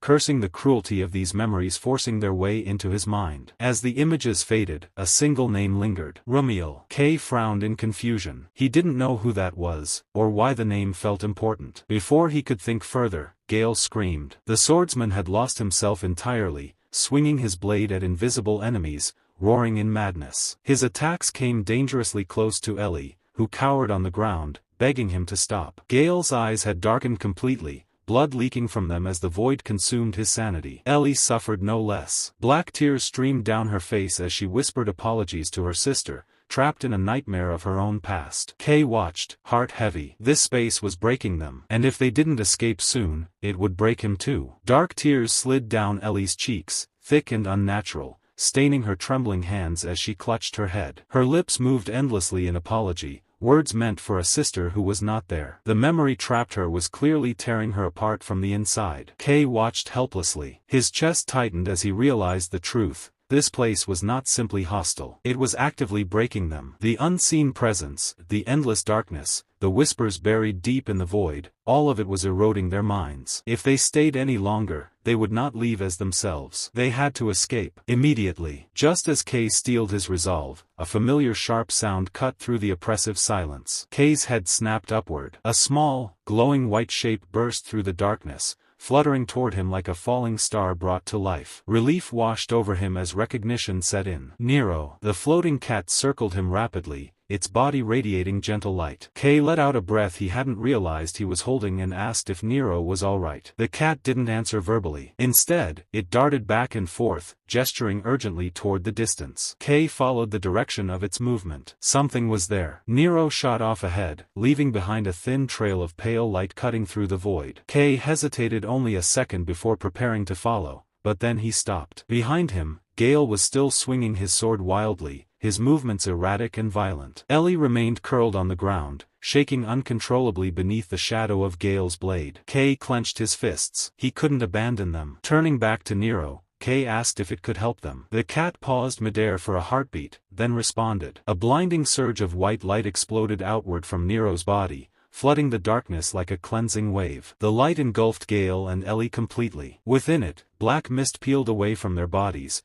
dissolving as if burned away by purity itself. Gale's screams cut off abruptly. His sword slipped from his grasp and clattered harmlessly to the ground. Ellie's sobbing faded into silence as the dark fluid evaporated from her face. The corruption was retreating. Kay watched closely, relief spreading through him as he saw their breathing steady and their bodies relax. The light slowly dimmed, leaving Gale and Ellie unconscious but no longer tormented. It worked, Kay muttered. He instructed them to stay where they were. They were safe for now. Turning back toward the glowing trail, Kay took a deep breath and followed Nero alone. The void stretched endlessly as he walked. Despite the guiding light ahead, frustration crept in. There was no landmark, no sense of distance, only darkness swallowing every step. Is there really something here? He muttered. That was when the whisper returned. Not around him, inside him. No color can touch you. Kay scowled. Enough with the riddles, he snapped into the emptiness. Whoever, or whatever, was speaking clearly enjoyed tormenting him with half-answers. Then he saw it. Far ahead, a point of light flickered, small, brilliant, and unmistakable. It shone like a star trapped in the void. Kay's irritation vanished instantly. He broke into a run. With every step, the light grew larger, brighter, until the darkness around it retreated. Kay slowed as he reached his destination, or replacing urgency. Before him stood a stone monolith, ancient and weathered. Embedded atop it was a radiant structure shaped like a four-pointed star,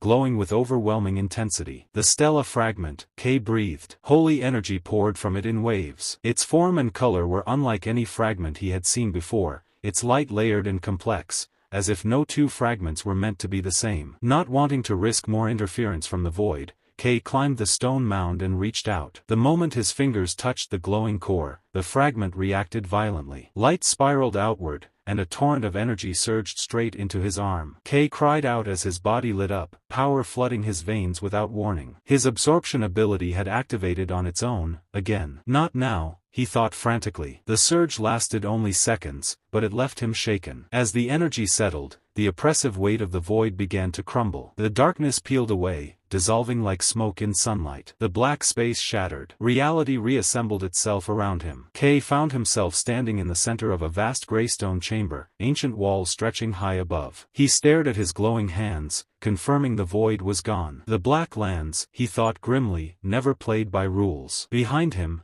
Gale and Ellie stirred awake. Their eyes widened as they took in their surroundings, and then locked onto Kay. Gale pointed at him accusingly, demanding to know how Kay had remained unaffected. Ellie echoed the question, her voice filled with disbelief. Kay shook his head. I don't know. He raised the glowing object in his hand, shifting their focus. But we found it. Rainbow light swirled gently within the fragment. Gale frowned, clearly unconvinced something so small could be what Red had described. Ellie, however, stared in amazement at the countless colors contained within it. Nearby, Nero floated silently. Its gaze never left the fragment. Kay reassured them he felt fine. No pain, no backlash. Then Nero drifted closer. Its eyes gleamed. Before anyone could react, the cat opened its mouth impossibly wide, and swallowed the stela fragment whole. Time froze. Kay's blood ran cold. Gale and Ellie screamed in unison, panic flooding their voices as they stared at Nero in horror. Kay could only stand there, stunned, his mind screaming a single question. What did you just do? Gale snapped at the floating cat, his patience finally breaking. He barked at Nero, warning him that the strange fragment was not something to snack on. When the cat ignored him, Gale lunged forward, grabbing Nero and shaking him harshly, shouting for him to cough it up. Kay panicked instantly, rushing in and yelling for Gale to let go,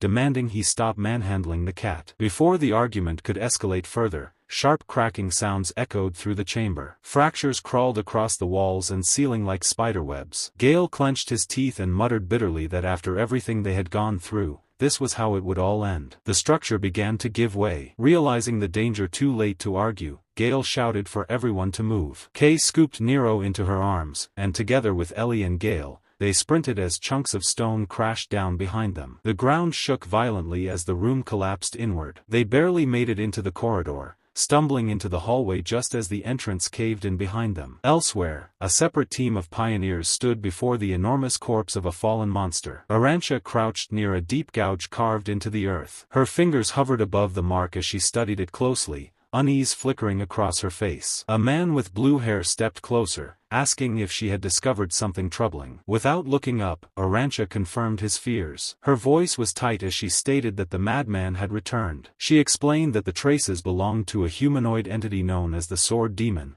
one of the witch's infamous black hands. Every time that creature appeared, destruction followed. She added grimly that the recent spike in monster aggression might not be a coincidence. The blue-haired deputy asked whether they should proceed with their operation. Arantxa stood and shook her head. They had gathered enough supplies, and she refused to gamble with the lives of the probationary members under her command. The mission was over. Then her body stiffened. A massive surge of energy rippled through the air. In the distance, a mountain erupted in an enormous burst of crimson fire. Arantxa's pupils shrank as she recognized the distinct hue instantly. That fire belonged to Red. Her breath caught. If Red was fighting with that level of output, then the Sword Demon had to be facing him directly. Before she could issue further orders, invisible blades ripped through the air toward her squad. Arantxa spun around and screamed for everyone to scatter as an overwhelming cutting force bore down on them. As her team dove for cover, Arantxa summoned her weapon. A colossal mechanical hammer appeared in her grip, glowing with intense orange heat. Power flared in her eyes as she leapt forward, meeting the incoming strike head-on. With a thunderous roar, she brought the hammer down. Orange energy detonated outward, crashing against the dark slash and erasing it in a violent explosion. The shockwave tore through the air, but the threat was neutralized. Landing firmly, Arantxa wasted no time. She declared the expedition terminated and ordered an immediate withdrawal. Turning to her deputy, she instructed him to escort everyone back to the outpost. She had somewhere else to be. With a powerful kick, Arantxa launched herself toward the distant mountain. At the mountain's peak, a battle of apocalyptic scale was unfolding. Scarlet flames and black energy collided relentlessly, shaking the land itself. Red moved like a blazing comet, clashing again and again with the Sword Demon. Their weapons struck with deafening force, sparks and energy exploding with each impact. The demon seized a massive spear-shaped construct of darkness,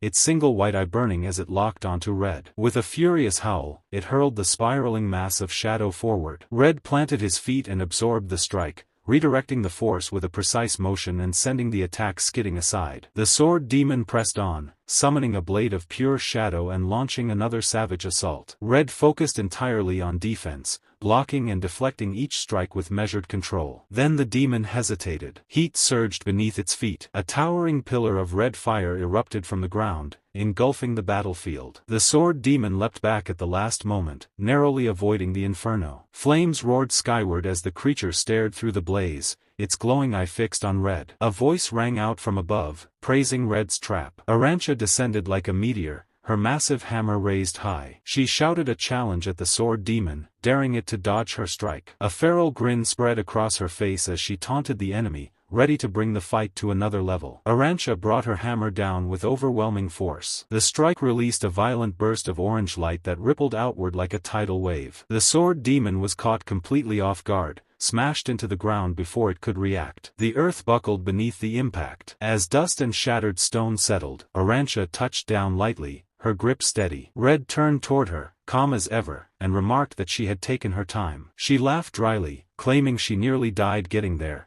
but Red brushed the comment aside. Arantxa glanced toward the crater and admitted that while the blow landed cleanly, it hadn't been enough. Right on cue, a dark silhouette pushed its way through the drifting debris. The Sword Demon emerged unscathed, its killing intent radiating outward as it fixed its gaze on the two colorists. Red didn't waver. He told Arantxa that with her joining the fight and using her color, dealing with this opponent would be far simpler. Arantxa shot him a warning look, telling him not to hold back. She admitted she was relieved she arrived before things escalated further. None of the other colorists wanted to witness Red unleashing his true strength. The implication was clear. His full power was something even allies feared. Red groaned, accusing her of lecturing again. Ignoring him, Arantxa activated her ability. Rings of radiant orange light materialized beneath her boots as energy surged around her. She tightened her grip on the hammer, light blazing across her form, and declared they would end another of the witch's black hands here and now. Across from them, the Sword Demon stood motionless, rage distorting its features. Just as the clash was about to resume, a strained voice echoed from the edge of the cliff. Red's eyes widened. Even the Sword Demon hesitated, turning toward the unexpected sound. At the ledge, figures scrambled into view. Gale K hauled himself over first, followed by Nero and Ellie. Gale collapsed the moment he landed, gasping for air and swearing he would never set foot in the underground ruins again. Kay froze. An instinctual chill ran down his spine. Slowly, he lifted his head, and locked eyes with the sword demon. Behind the monster, Red and Arancha stood blazing with power. Kay realized too late where they had stumbled into. Red and Arancha cursed under their breath and surged forward, trying to intercept. Red shouted for the trio to get out of the way. The sword demon ignored the colorists completely. Its attention shifted to the weakest targets. With terrifying speed, it charged straight at Kay, Gale, and Ellie. Gale reacted on instinct, drawing his sword. Ellie did the same, forcing her exhausted body to move. They stepped forward together, desperate and defiant. The sword demon swung. The impact was absolute. Both weapons shattered instantly, fragments scattering across the ground. Gale and Ellie stared in disbelief, their minds unable to process what had just happened. Gale felt his thoughts go blank. His reinforced blade, gone in a single blow. In that moment, he understood the truth. The difference in power was hopeless. Death was coming. The sword demon raised its weapon again. A blade of white energy tore through the air. Kay moved without thinking. He threw himself forward,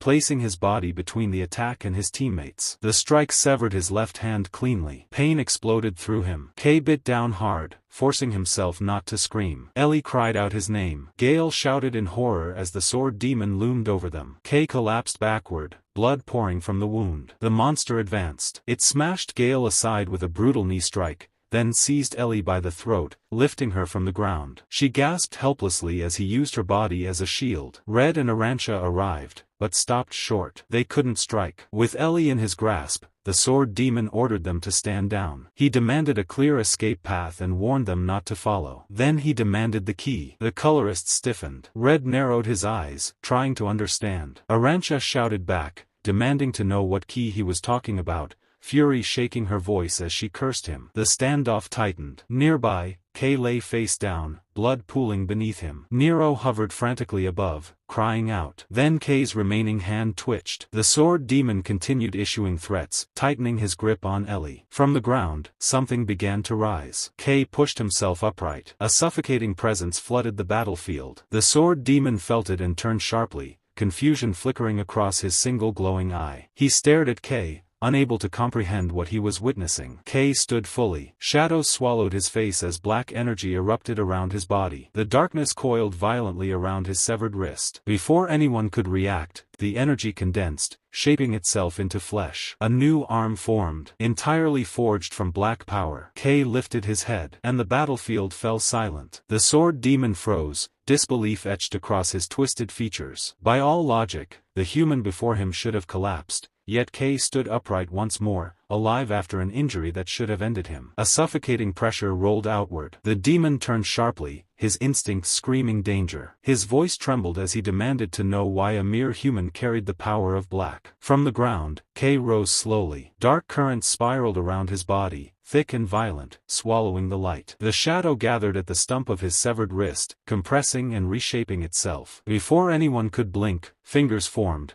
then a palm, until an entire arm took shape, forged entirely from darkness. The sword demon staggered. That was impossible. Before he could react, a violent surge of black force slammed into him, hurling his massive body backward like a broken doll. Arancha and Red both stared, stunned by the sudden reversal. The demon clawed at his throat, gasping. An unseen grip tightened around his neck. Kay stepped forward. The sword demon was lifted off the ground, suspended helplessly in the air, shadow binding him like chains. Seeing the danger escalate, Arancha immediately ushered Ellie and the others away, forcing them to retreat to safety. Red watched silently, jaw clenched. The black energy was unstable, too aggressive. For a moment, he feared Kay's mind might already be slipping beneath its weight. The sword demon thrashed, staring at Kay's looming figure. A horrifying thought crossed his mind. Had the boy become something like the Black Hands themselves? The pressure increased. His armor creaked, then warped. Pain exploded through his body as he realized something far worse than damage was happening. His existence was being drained. This wasn't an illusion. Staring into Kay's glowing eye, recognition struck like lightning. The sensation, this power, it matched her. In that instant of clarity, the demon understood the truth. Kay was the one they had been searching for. He was the key. From Kay's shadowed form, enormous jaws of darkness emerged, ringed with razor-like teeth, closing in to devour the demon whole. Panic surged through the sword demon. With a roar, He drew his weapon and unleashed a desperate storm of strikes, carving through the shadow constructs to tear open a path. He couldn't win like this. Abandoning defense, the demon rushed forward, aiming brutal blows at Kei's limbs, intending to cripple him. The attack landed and stopped dead. A sharp metallic crack echoed across the battlefield. The sword demon's eyes widened. Kei hadn't moved. His blackened arm had caught the blade barehanded. The demon stared in disbelief, unable to understand why his strike had failed. Kei's grip tightened around the weapon, shadow coating his fingers like steel. Sensing the shadow jaws closing again, the sword demon tore himself free and leapt backward, narrowly avoiding being torn apart. He landed hard. More shadows erupted around him instantly. Sweat ran down his face as he admitted, too late, that he had underestimated the boy's power. Then another presence surged forward. Arancha charged in, fury blazing across her face. She shouted that she was done watching. Her massive mechanical hammer swung with earth-shaking force, forcing the sword demon to block. The impact rattled his entire body. She screamed at him, demanding to know if he wanted to die. The next strike came down like judgment. His blade shattered. The sword demon howled as the hammer crushed him into the ground. Arancha pressed down relentlessly, eyes burning with intent to end him once and for all. But the monster made a decision. He had found the key, and survival mattered more than victory. In a sudden burst of speed, the sword demon tore free and fled. Arancha froze for half a second,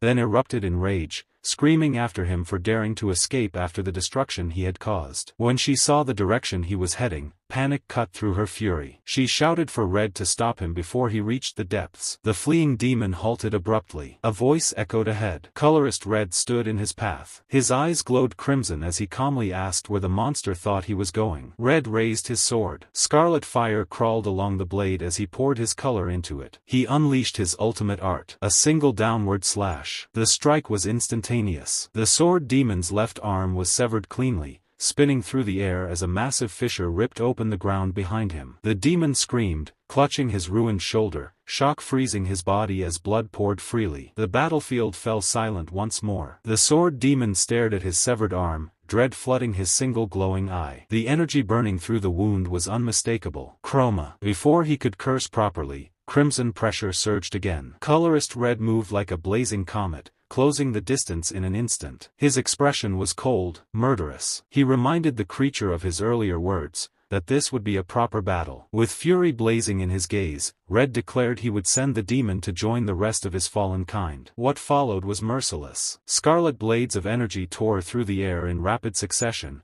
carving the battlefield apart. The one-armed sword demon staggered under the assault, desperately deflecting each strike with his remaining weapon. Sparks, blood, and scorched earth exploded around him. It was hopeless. Snarling through blood-stained teeth, the demon swore that the next encounter would end differently. He vowed that the key would be his. Then, gathering what little strength remained, he hurled himself backward, dissolving into the shadows. With a thunderous leap, he vanished into the abyss beyond the cliff. Colorless Red stood still, staring into the endless darkness where the monster had escaped. Arancha rushed to his side, hammer already raised, eager to pursue. Red stopped her with a sharp warning. It was too dangerous. She stomped the ground in frustration, furious that the enemy had slipped away so close to defeat. Red's gaze remained fixed on the blacklands below. He admitted grimly that this was as far as they could go. Even with their power, the depths themselves acted as a barrier. The group regrouped. Arancha bowed her head, apologizing for slowing the mission down. Red smiled faintly, reassuring her, and Ellie, Tyne, and Gale,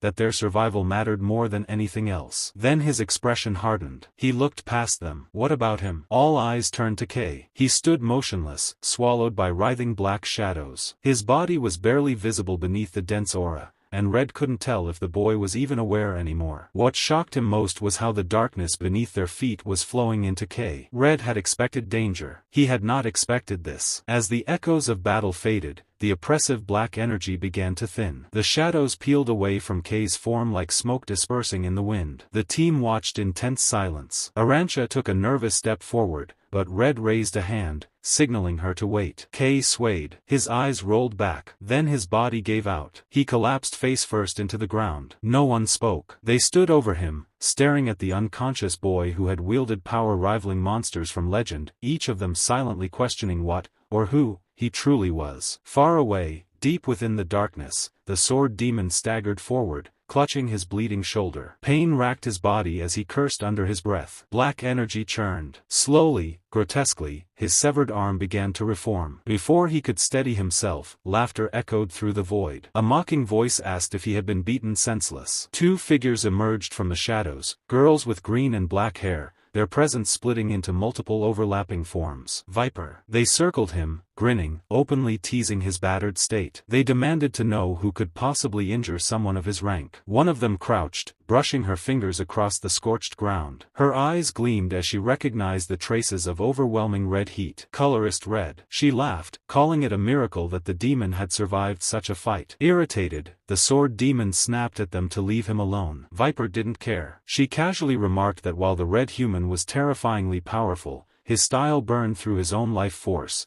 and that such fighters always destroyed themselves eventually. Then her tone shifted. She chased after him, pointing out that he still hadn't answered her real question. Had he noticed? The barrier, the black witch's curtain sealing the ruins, had opened. She asked who had done it. And how? The sword demon said nothing. Inside, he cursed her stupidity. There was no chance he would share information that valuable. If the truth about the key became public, he would lose everything. His eye glowed possessively. The boy was his. Seeing his silence, Viper sighed dramatically, calling him boring. As he walked away, the twins giggled, mocking him for being so obviously secretive. They quickly lost interest. The dominant twin shrugged, saying it didn't matter. They would uncover the truth themselves. Her green eye gleamed as she looked toward the distant city. If the curtain had opened, then humans were involved. Standing before a colossal, tentacled silhouette hidden within the dark, Viper smiled. Since they had a lead, it was time to stir the waters. The radiant city rose from the wasteland like a promise, its towers glowing against a world steeped in danger. Within one of its quiet medical wards, Kay lay motionless on a narrow bed. His hair had returned to its original pale shade,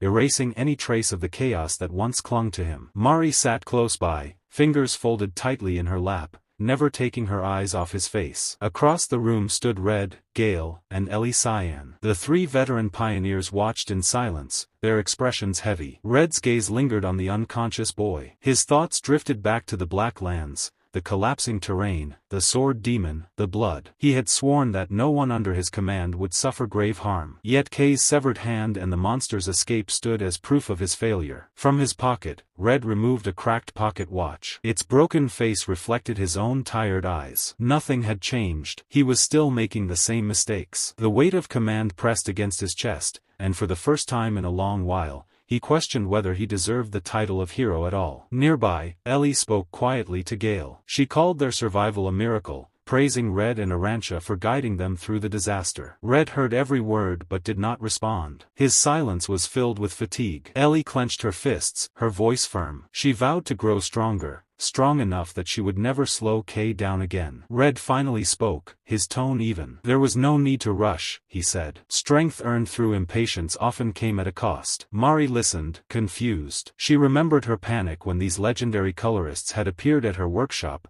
claiming to be Kay's companions. She had expected monsters, not people who now stood guard over him. Despite everything, they seemed sincere. She looked back at Kay, wishing he would wake up. The nurse had assured her there were no lasting injuries. It was only a matter of time. Breaking the silence, Red asked for her name. When Mari confirmed it, he reassured her that Kay's body was stable. Then his voice sharpened slightly. There was something else he needed to know. He asked about a small creature, Nero. Before Mari could answer, a ripple of darkness stirred behind Kay's pillow. Gale stiffened. His eyes widened as he pointed toward the bed, shouting in disbelief. The creature had finally shown itself. A small black cat sat calmly beside Kay's head. Gale cursed loudly, demanding to know where it had been hiding. He turned to Red, explaining that this was the animal that had swallowed the Stella fragment during the mission. Its disappearance had nearly caused them serious trouble during their report. Red frowned, still studying the cat. Gale, losing patience, lunged forward and ordered the creature to come with him. Nero reacted instantly. With a sharp strike to Gale's face, the cat darted into the air. Gale staggered back, swearing furiously as Nero fled straight into Mari's arms. Mari gasped, then laughed in relief as she hugged the small creature. She admitted she had suspected all along that Nero had been hiding within Kay's shadow. Feeling his warmth reassured her, he was safe. Red watched closely. Too closely. Something about the cat unsettled him. A sense of recognition stirred deep within his mind.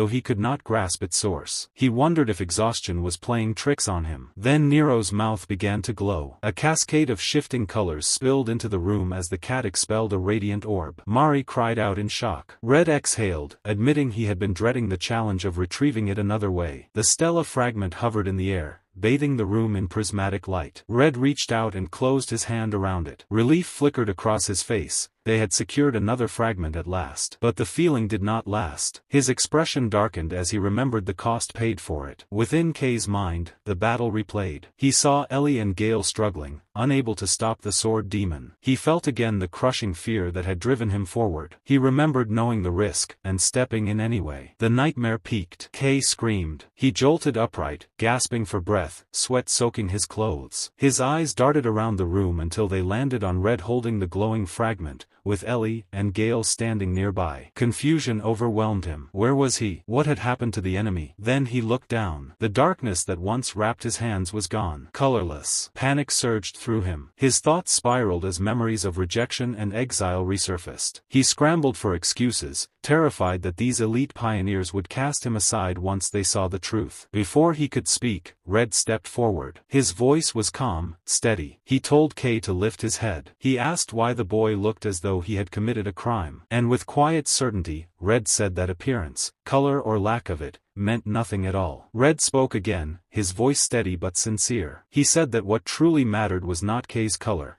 but how the team had performed during their first real operation. He admitted openly that he had never expected the rookies to succeed in locating a stella fragment so quickly. A faint smile appeared on the captain's face. With a tone that carried both warmth and warning, Red told Kay that from this point onward, he would be trained relentlessly. There would be no special treatment. With that declaration, he formally welcomed Kay into the Red team. Kay froze. For a moment, words failed him. The realization struck hard. He had not been rejected. The fear that had haunted him for so long dissolved in an instant. His shoulders relaxed, and a quiet smile spread across his face. Acceptance. At last. Looking up, Kay returned Red's gaze with bright eyes and a determined grin, silently promising he would rise to every challenge ahead. Red turned toward the exit, announcing that the recruits were free to talk among themselves before dismissal. Lifting the stella fragment slightly, he added that he had urgent business with Lord Luminous. Until further notice, the team was to rest and remain within the facility. With that, the captain departed. The medical room fell quiet, leaving Kay, Mari, Ellie, and Gale alone. Ellie was the first to speak. She asked Kay carefully if he remembered anything that happened after he lost consciousness during the fight. Kay stiffened. His voice wavered as he admitted that, despite Red's instructions to keep things discreet, his memory of that period was fragmented at best. Ellie released a tired breath and let the question drop. Everyone had things they couldn't explain, she said. Kay quickly insisted he wasn't hiding anything,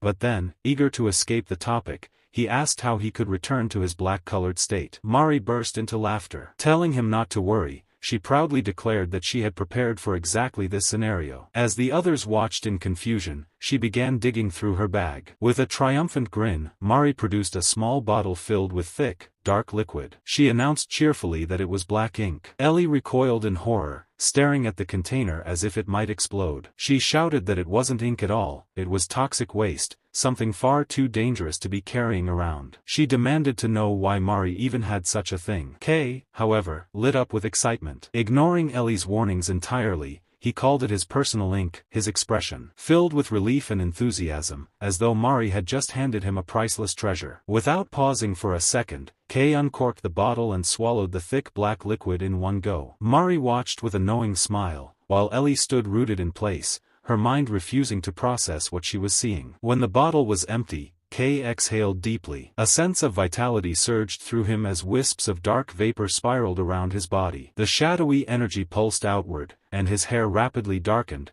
returning to a deep, inky black. He curled his fingers into tight fists and declared, with certainty, that he was back to full strength. Mari clapped her hands in delight but quickly added that the amount he drank was far from sufficient to completely replenish him. She suggested stopping by her workshop to stock up properly. Kay's face lit up, and he agreed without hesitation. From the side of the room, Gale cut in, his voice sharp. He said their conversation was pointless and announced that he was leaving. Before stepping out, Gale stopped. His gaze locked onto Kay, heavy with distrust and unresolved anger. His eyes lingered on Kay's arm, perfectly restored, as if it had never been severed. Gale's thoughts raced. Regeneration at that level was a rare ability, something only elite colorists specialized in. How could someone like K achieve something so absurd? He demanded to know why K had thrown himself into danger during the fight. The memory replayed vividly in Gale's mind, K leaping forward without hesitation, positioning himself between the sword demon and the others. Gale remembered the shock of watching K absorb a devastating strike that had been meant for them. K hesitated, unsure how to respond to the hostility in Gale's voice. Carefully, he explained that he had sensed everyone was in danger and believed his power might be able to stop the attack. He admitted quietly that he had miscalculated, nearly making the situation worse. That humility only fueled Gale's rage. His jaw tightened as fury surged through him. In a sudden motion, Gale seized K by the collar and yanked him forward. He shouted, demanding to know who had ever asked for K's help. His face was contorted with anger as he spat out that he didn't like K at all. K stared back, stunned, unable to understand the depth of Gale's resentment. Mari rushed between them, shouting at Gale and demanding to know why he was acting so irrationally. The room fell into tense silence. Gale's grip loosened as conflicting emotions crossed his face. Without another word, he released K, turned away, and left. Mari fumed, but Ellie calmly told her not to take it personally. She explained that Gale had always been difficult. Ellie then decided to leave as well. K thanked her, and she suggested postponing their match until later. With that, she exited. Only K, Mari, and Nero remained. K suggested returning to Mari's workshop, and she eagerly agreed. As they prepared to leave, K paused, remembering something important. He told her there was something he wanted to show her, something he had obtained after defeating an enemy during the mission. Mari tilted her head in curiosity. K retrieved a bag from a nearby shelf, recalling the massive mechanical automaton from the ruins. Opening it, he revealed its contents with quiet pride. Mari's eyes widened instantly. The object inside glowed faintly, humming with energy. It was the core of the destroyed machine. Her expression transformed into pure delight as she recognized its immense value, her excitement barely contained. Elsewhere, within a vast and radiant palace, Colorist Red walked alone through a silent corridor. His expression was composed, yet burdened with thought. Reaching his destination, he stepped into a grand chamber drenched in golden brilliance. At the top of a long staircase stood a figure enveloped in shifting, rainbow-colored light. Red announced himself as he approached. A woman with flowing pale hair and an immaculate white gown greeted him calmly, saying she had anticipated his arrival. Standing before her, Red stated that, for the first time in a long while, he had good news. Just as she had foreseen, they had discovered a method to open the Black Witch's curtain. Lord Luminous turned slowly to face him, her luminous presence filling the hall. Back at the workshop, Mari was completely engrossed in the mechanical core K had brought her. Tools lay scattered across her work table as she carefully took the device apart piece by piece. Her eyes sparkled with excitement as she compared its inner structure to diagrams she had studied in ancient engineering texts. She muttered to herself in awe, noting that the mechanism aligned perfectly with Lost Era designs. While it still relied on ink as an energy source, just like modern machines, the efficiency was on an entirely different level. What fascinated her most was that the ruined golem had continued functioning for so long using nothing but degraded ink. Meanwhile, Kay sat off to the side, slouched and unimpressed, with Nero curled lazily beside him. Watching Mari's enthusiasm, he tilted his head and questioned whether the core was really that remarkable. To him, it looked no different from other machine parts. Mari snapped her head around and shouted that he had no idea what he was talking about. She explained that artifacts like this were unbelievably rare, something even top pioneer organizations might only encounter once a year, if they were lucky. Her thoughts drifted to the age that produced such technology, and she sighed wistfully, wishing she could have lived during that time. Kay interrupted her rambling, bluntly asking whether she planned to sell something so valuable. Mari's response was immediate and explosive. She brandished a wrench at him, calling him hopelessly shallow. Any real engineer, she declared, would choose discovery over money without hesitation. Ideas were already racing through her mind, and she vowed to use what she learned to craft the best possible equipment for him. Kay smiled quietly. Seeing her this happy made the entire ordeal feel worthwhile. As he prepared to leave with Nero, telling her he would return later, Mari suddenly called out for him to stop. She said she had just remembered something important. Someone had come looking for him earlier. Kay froze, confused. Mari explained that while she had been gathering ink in the Shadow District, a group of strangers approached her. At first, she assumed they were troublemakers and nearly drew her buzzsaw. What unsettled her was that they already knew who she was. Their leader, a man wearing a tall hat, had calmly asked if she was Kay's friend. He said they wanted to meet the one who wielded black. Mari admitted that the encounter felt ominous, so she fled without engaging them further. Kay frowned, scolding her for venturing into such a dangerous area alone. Mari brushed it off, saying the errand couldn't wait, but warned him to steer clear of anyone suspicious. Kay agreed and left the workshop. As he walked through the industrial streets, the unease lingered in his chest. Still, he reasoned that if those people truly wanted him, they would eventually approach him directly. Fatigue weighed on his limbs, and he decided it would be best to head home and rest. Then something caught his attention. His gaze drifted toward a nearby alley where several figures were gathered. He wondered briefly if the number of displaced people had increased, perhaps driven upward by conflict in the underground zones. Before he could think further, Nero poked his head out from Kay's hood, making an urgent sound. The small cat pointed insistently toward a narrow, shadow-filled passage nearby. Kay hesitated. Every instinct told him it was dangerous,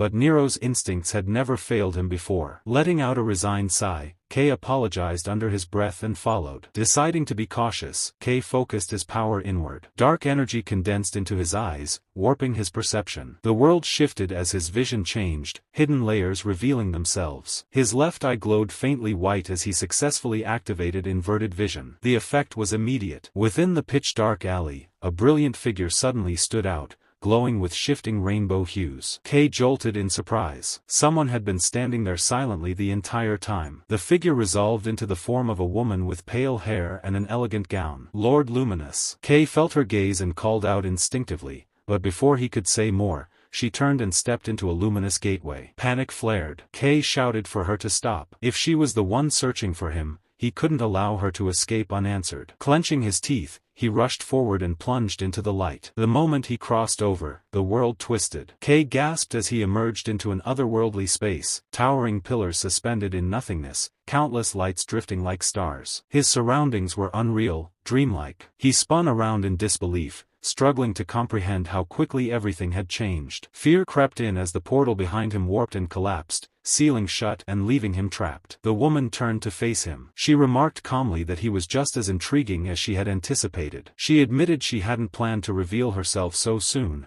but praised him for being the one to discover her first. Kay swallowed hard, barely managing to ask who she was. With a gentle smile, the woman introduced herself as Celestia, and greeted him as the Child of Black. She stood calmly before him, yet her presence flooded the space with overwhelming sanctity. Kay froze, staring at her in disbelief. Light poured from her body in every hue imaginable, blending together in a way that defied logic. His skin prickled as cold sweat rolled down his back. Only one person fit this description. Realization struck him like a hammer. This woman wasn't merely connected to the Shining City, she was its ruler. The current Lord Luminous. Fear clenched his chest. Kay couldn't understand why someone of her standing would personally descend into the shadows just to observe him. As questions raced through his mind, the radiant brilliance around her triggered something deep inside him. His thoughts fractured. A violent static erupted within his consciousness, drowning out reason. His vision blurred as countless distorted murmurs surged back, voices he thought he had suppressed. Panic gripped him as those whispers grew louder, more frenzied, united by a single desire. They wanted her light. They demanded it. The hunger was unbearable. Darkness swallowed Kay's eyes completely as the black influence surged, pushing past his resistance. An overwhelming command echoed inside him, urging him to seize that radiance and consume it without delay. Across from him, Celestia noticed the abrupt change. Her gaze sharpened with interest as she observed the black energy spilling outward,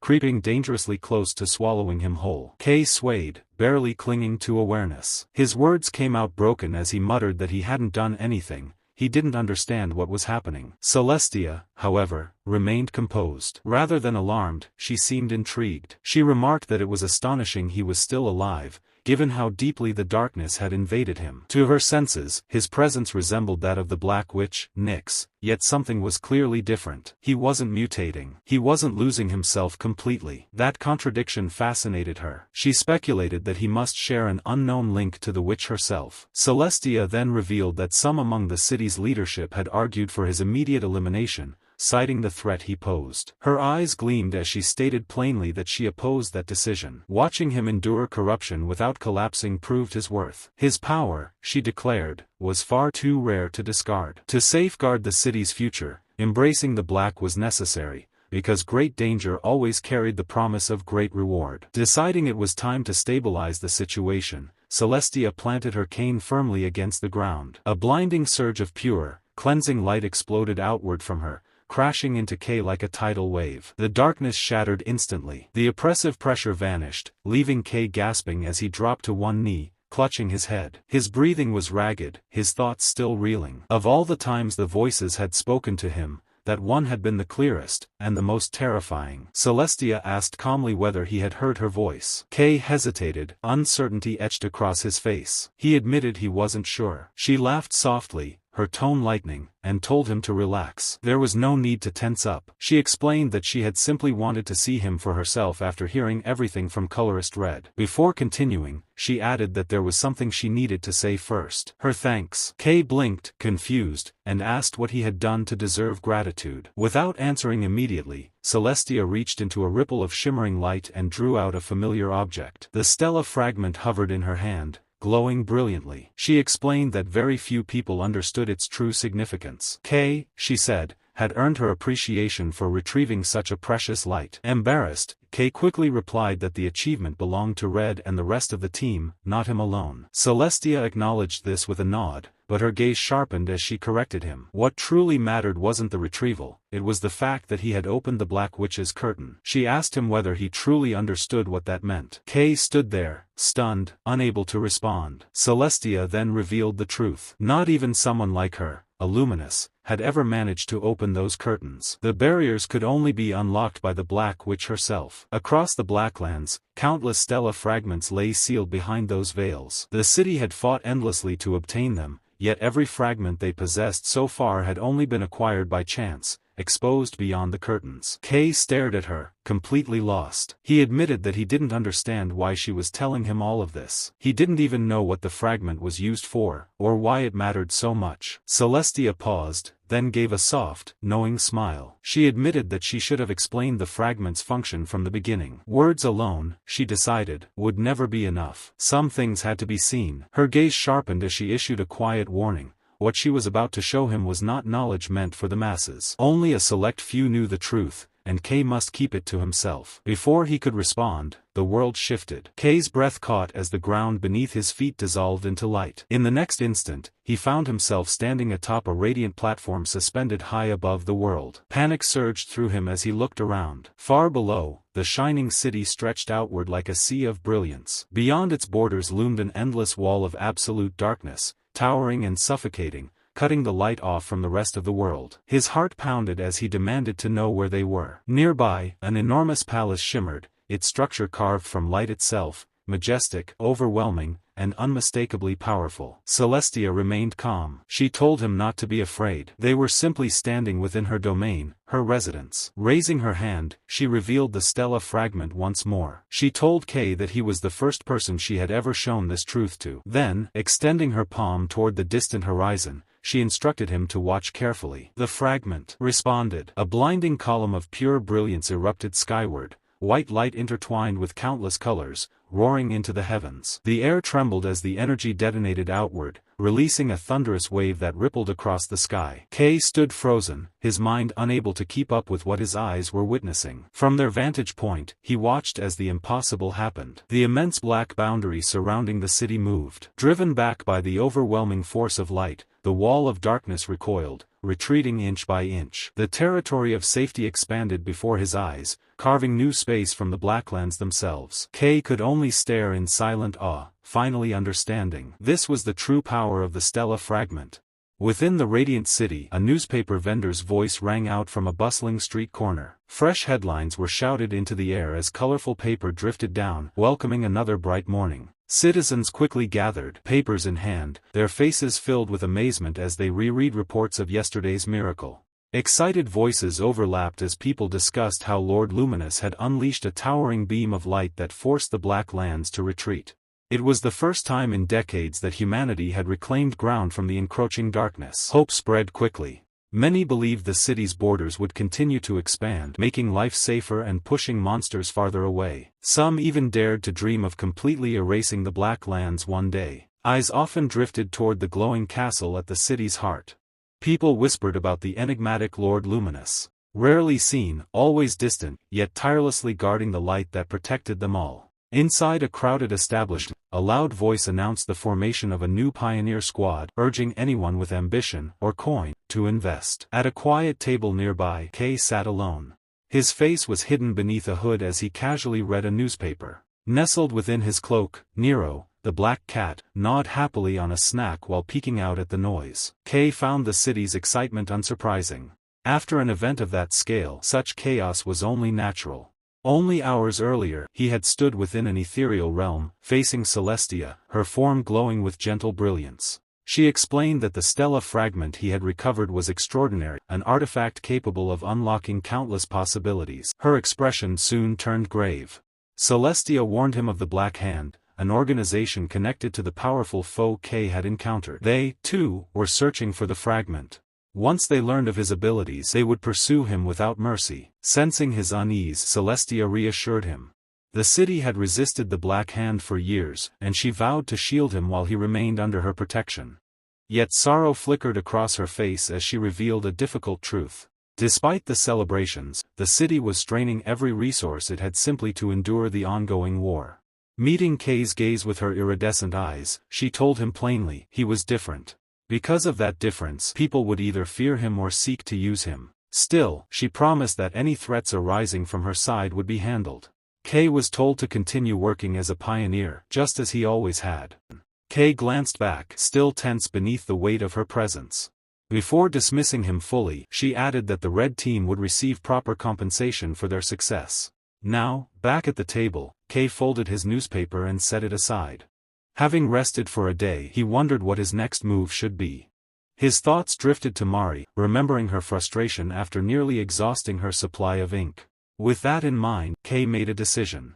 He left a few coins behind and headed out, considering a return to mining, something familiar and practical. He moved through the crowded streets unnoticed, blending naturally into the flow of people until he reached his destination. Before him stood a massive, imposing structure. Crowds gathered at its entrance, their presence unmistakable. Kay stopped, staring up at the building. He never imagined he would one day step inside the Pioneer Gathering Hall. Back when he was colorless, even approaching this place had felt impossible.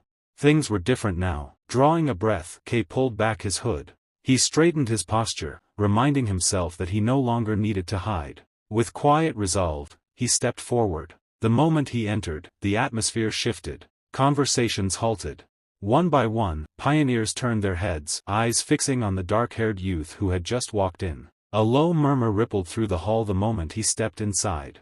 Whispers spread quickly, eyes following him wherever he moved. People wondered what he was, recognizing him as the figure from recent rumors, the one who had awakened the color black, a shade no one had ever possessed before. Some exchanged uneasy looks, quietly admitting the stories were true. Up close, his presence felt even more unsettling. Others questioned why the Dawn Pioneer Squad would bring someone like him into their ranks. Yet not all the talk was hostile. A few voices spoke of his accomplishments, mentioning his decisive role during the first exploration. Someone pointed out that such contributions would surely earn him a reward. Another wondered how a newcomer like him had drawn the attention of an elite red colorist in the first place. From a balcony above, a colorist leaned forward, eyes fixed on the figure below. He remarked with clear interest that the boy was entirely shrouded in black. "Why are you still standing?" Raven asked impatiently, motioning for him to sit. The colorist chuckled lightly and replied that he was simply curious about the individual Red had chosen to recruit. Turning toward Arantia, he mentioned that she had been present during the recent battle and asked whether Kay truly lived up to the rumors surrounding him. Arantia paused, her expression thoughtful. She admitted that Kay had indeed performed remarkably well. Still, her thoughts lingered on something darker, the shadowy presence that had surfaced behind him during the fight. There had been elements about him that felt deeply unsettling. Because of that, she suggested they keep him under observation. Rather than being alarmed, the colorist's smile widened. Her words only fueled his interest. Back on the main floor, Kay stood by himself, catching fragments of whispered conversation as he passed. One phrase reached him clearly, "Kay of the Black." He approached the reception desk, where a staff member greeted him with practiced politeness. Kay confirmed it was his first visit and said he was willing to take on any work available. Noticing the absence of an official pioneer emblem, the receptionist handed him several forms to complete. She explained that newcomers were limited to low-risk assignments, such as ink mining or dealing with minor creatures. Nearby, in a shadowed corner, a group of men watched him closely. Their expressions were anything but welcoming. One sneered openly, voicing his disgust at Kay's color. He muttered that it was unnatural, questioning whether something so black could even be considered human. To him, Kay felt more like a monster than a man, and he scoffed at the attention surrounding him. Turning to the person beside him, he addressed him respectfully as boss, asking if he felt the same. The man with dark crimson hair did not answer immediately. He sat still, his face cold and unreadable, eyes locked across the hall. When Kay finished at the counter and turned to leave, those eyes narrowed. The red-haired man let out a quiet, venomous mutter, calling the black-haired brat an unbearable sight. The man with dark red hair continued to watch Kay until he disappeared from view. His gaze burned with resentment. He was the same examiner who had once dismissed Kay without hesitation, and the memory still grated on him. Ever since that mission, when he'd seen Kay moving alongside elite colorists, his irritation had only grown. He couldn't accept it. A half-blood who had stumbled into power, someone who had merely caught the attention of a colorist, was now walking freely among pioneers. Worse still, the boy was nothing more than a newcomer, barely any experience to his name. As Kay left the hall, the examiner pushed himself to his feet, anger simmering beneath his expression. Veterans like him were far more deserving of elite recognition. The idea that someone like Kay could rise so easily felt like an insult. He motioned to the men around him, his voice low but sharp. They couldn't allow that black presence to stain the city. The four men exchanged glances filled with ill intent. One by one, they nodded. They would deal with him properly, purify him themselves. Far beyond the city walls, Kay had already entered the wasteland. He stood before a towering cliff of darkness that draped across the horizon like a massive curtain. Raising his hand, he examined a large gem glowing with deep black light, a grin spreading across his face. Another one, chromatic ore. At his feet lay a collection of crystals in various colors. It was the first time he had ever gathered so many in one trip. Mining returns had been scarce lately, which only made this place feel like the perfect spot. These ores served as both fuel and weapon material, much like ink, making them incredibly valuable. His thoughts drifted to Mari. He pictured her bright expression when she saw what he'd brought back, imagined placing the heavy sack into her hands. A dark shimmer passed through his left eye as his inverted vision activated. With it, the wasteland changed. Hidden veins of color lit up across the gray terrain, resources invisible to ordinary eyes. No matter how deeply buried or shrouded in shadow they were, he could see them all with startling clarity. As the sensation faded, Kay exhaled.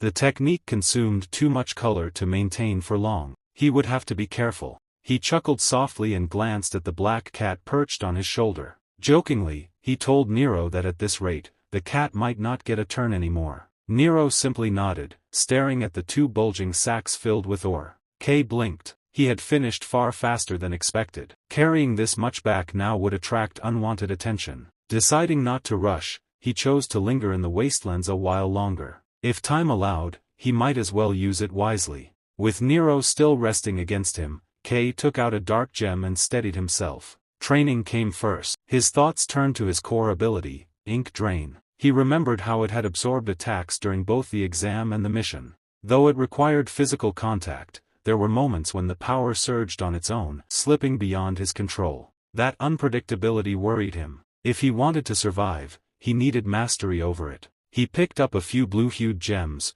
preparing to test his limits. Holding one up, he admired its vivid glow, already calculating its value. Then, before he could properly focus, the power within him stirred, activating on its own. A surge of dark energy spiraled around Kay's hand. Before he could react, his ability activated on its own. The stone in his palm dimmed rapidly, its color drained away until it turned pale and lifeless. K froze. Then he groaned in frustration as he stared at the ruined gem. He snapped at himself, cursing the wasted value and scolding his unruly power for acting without his command.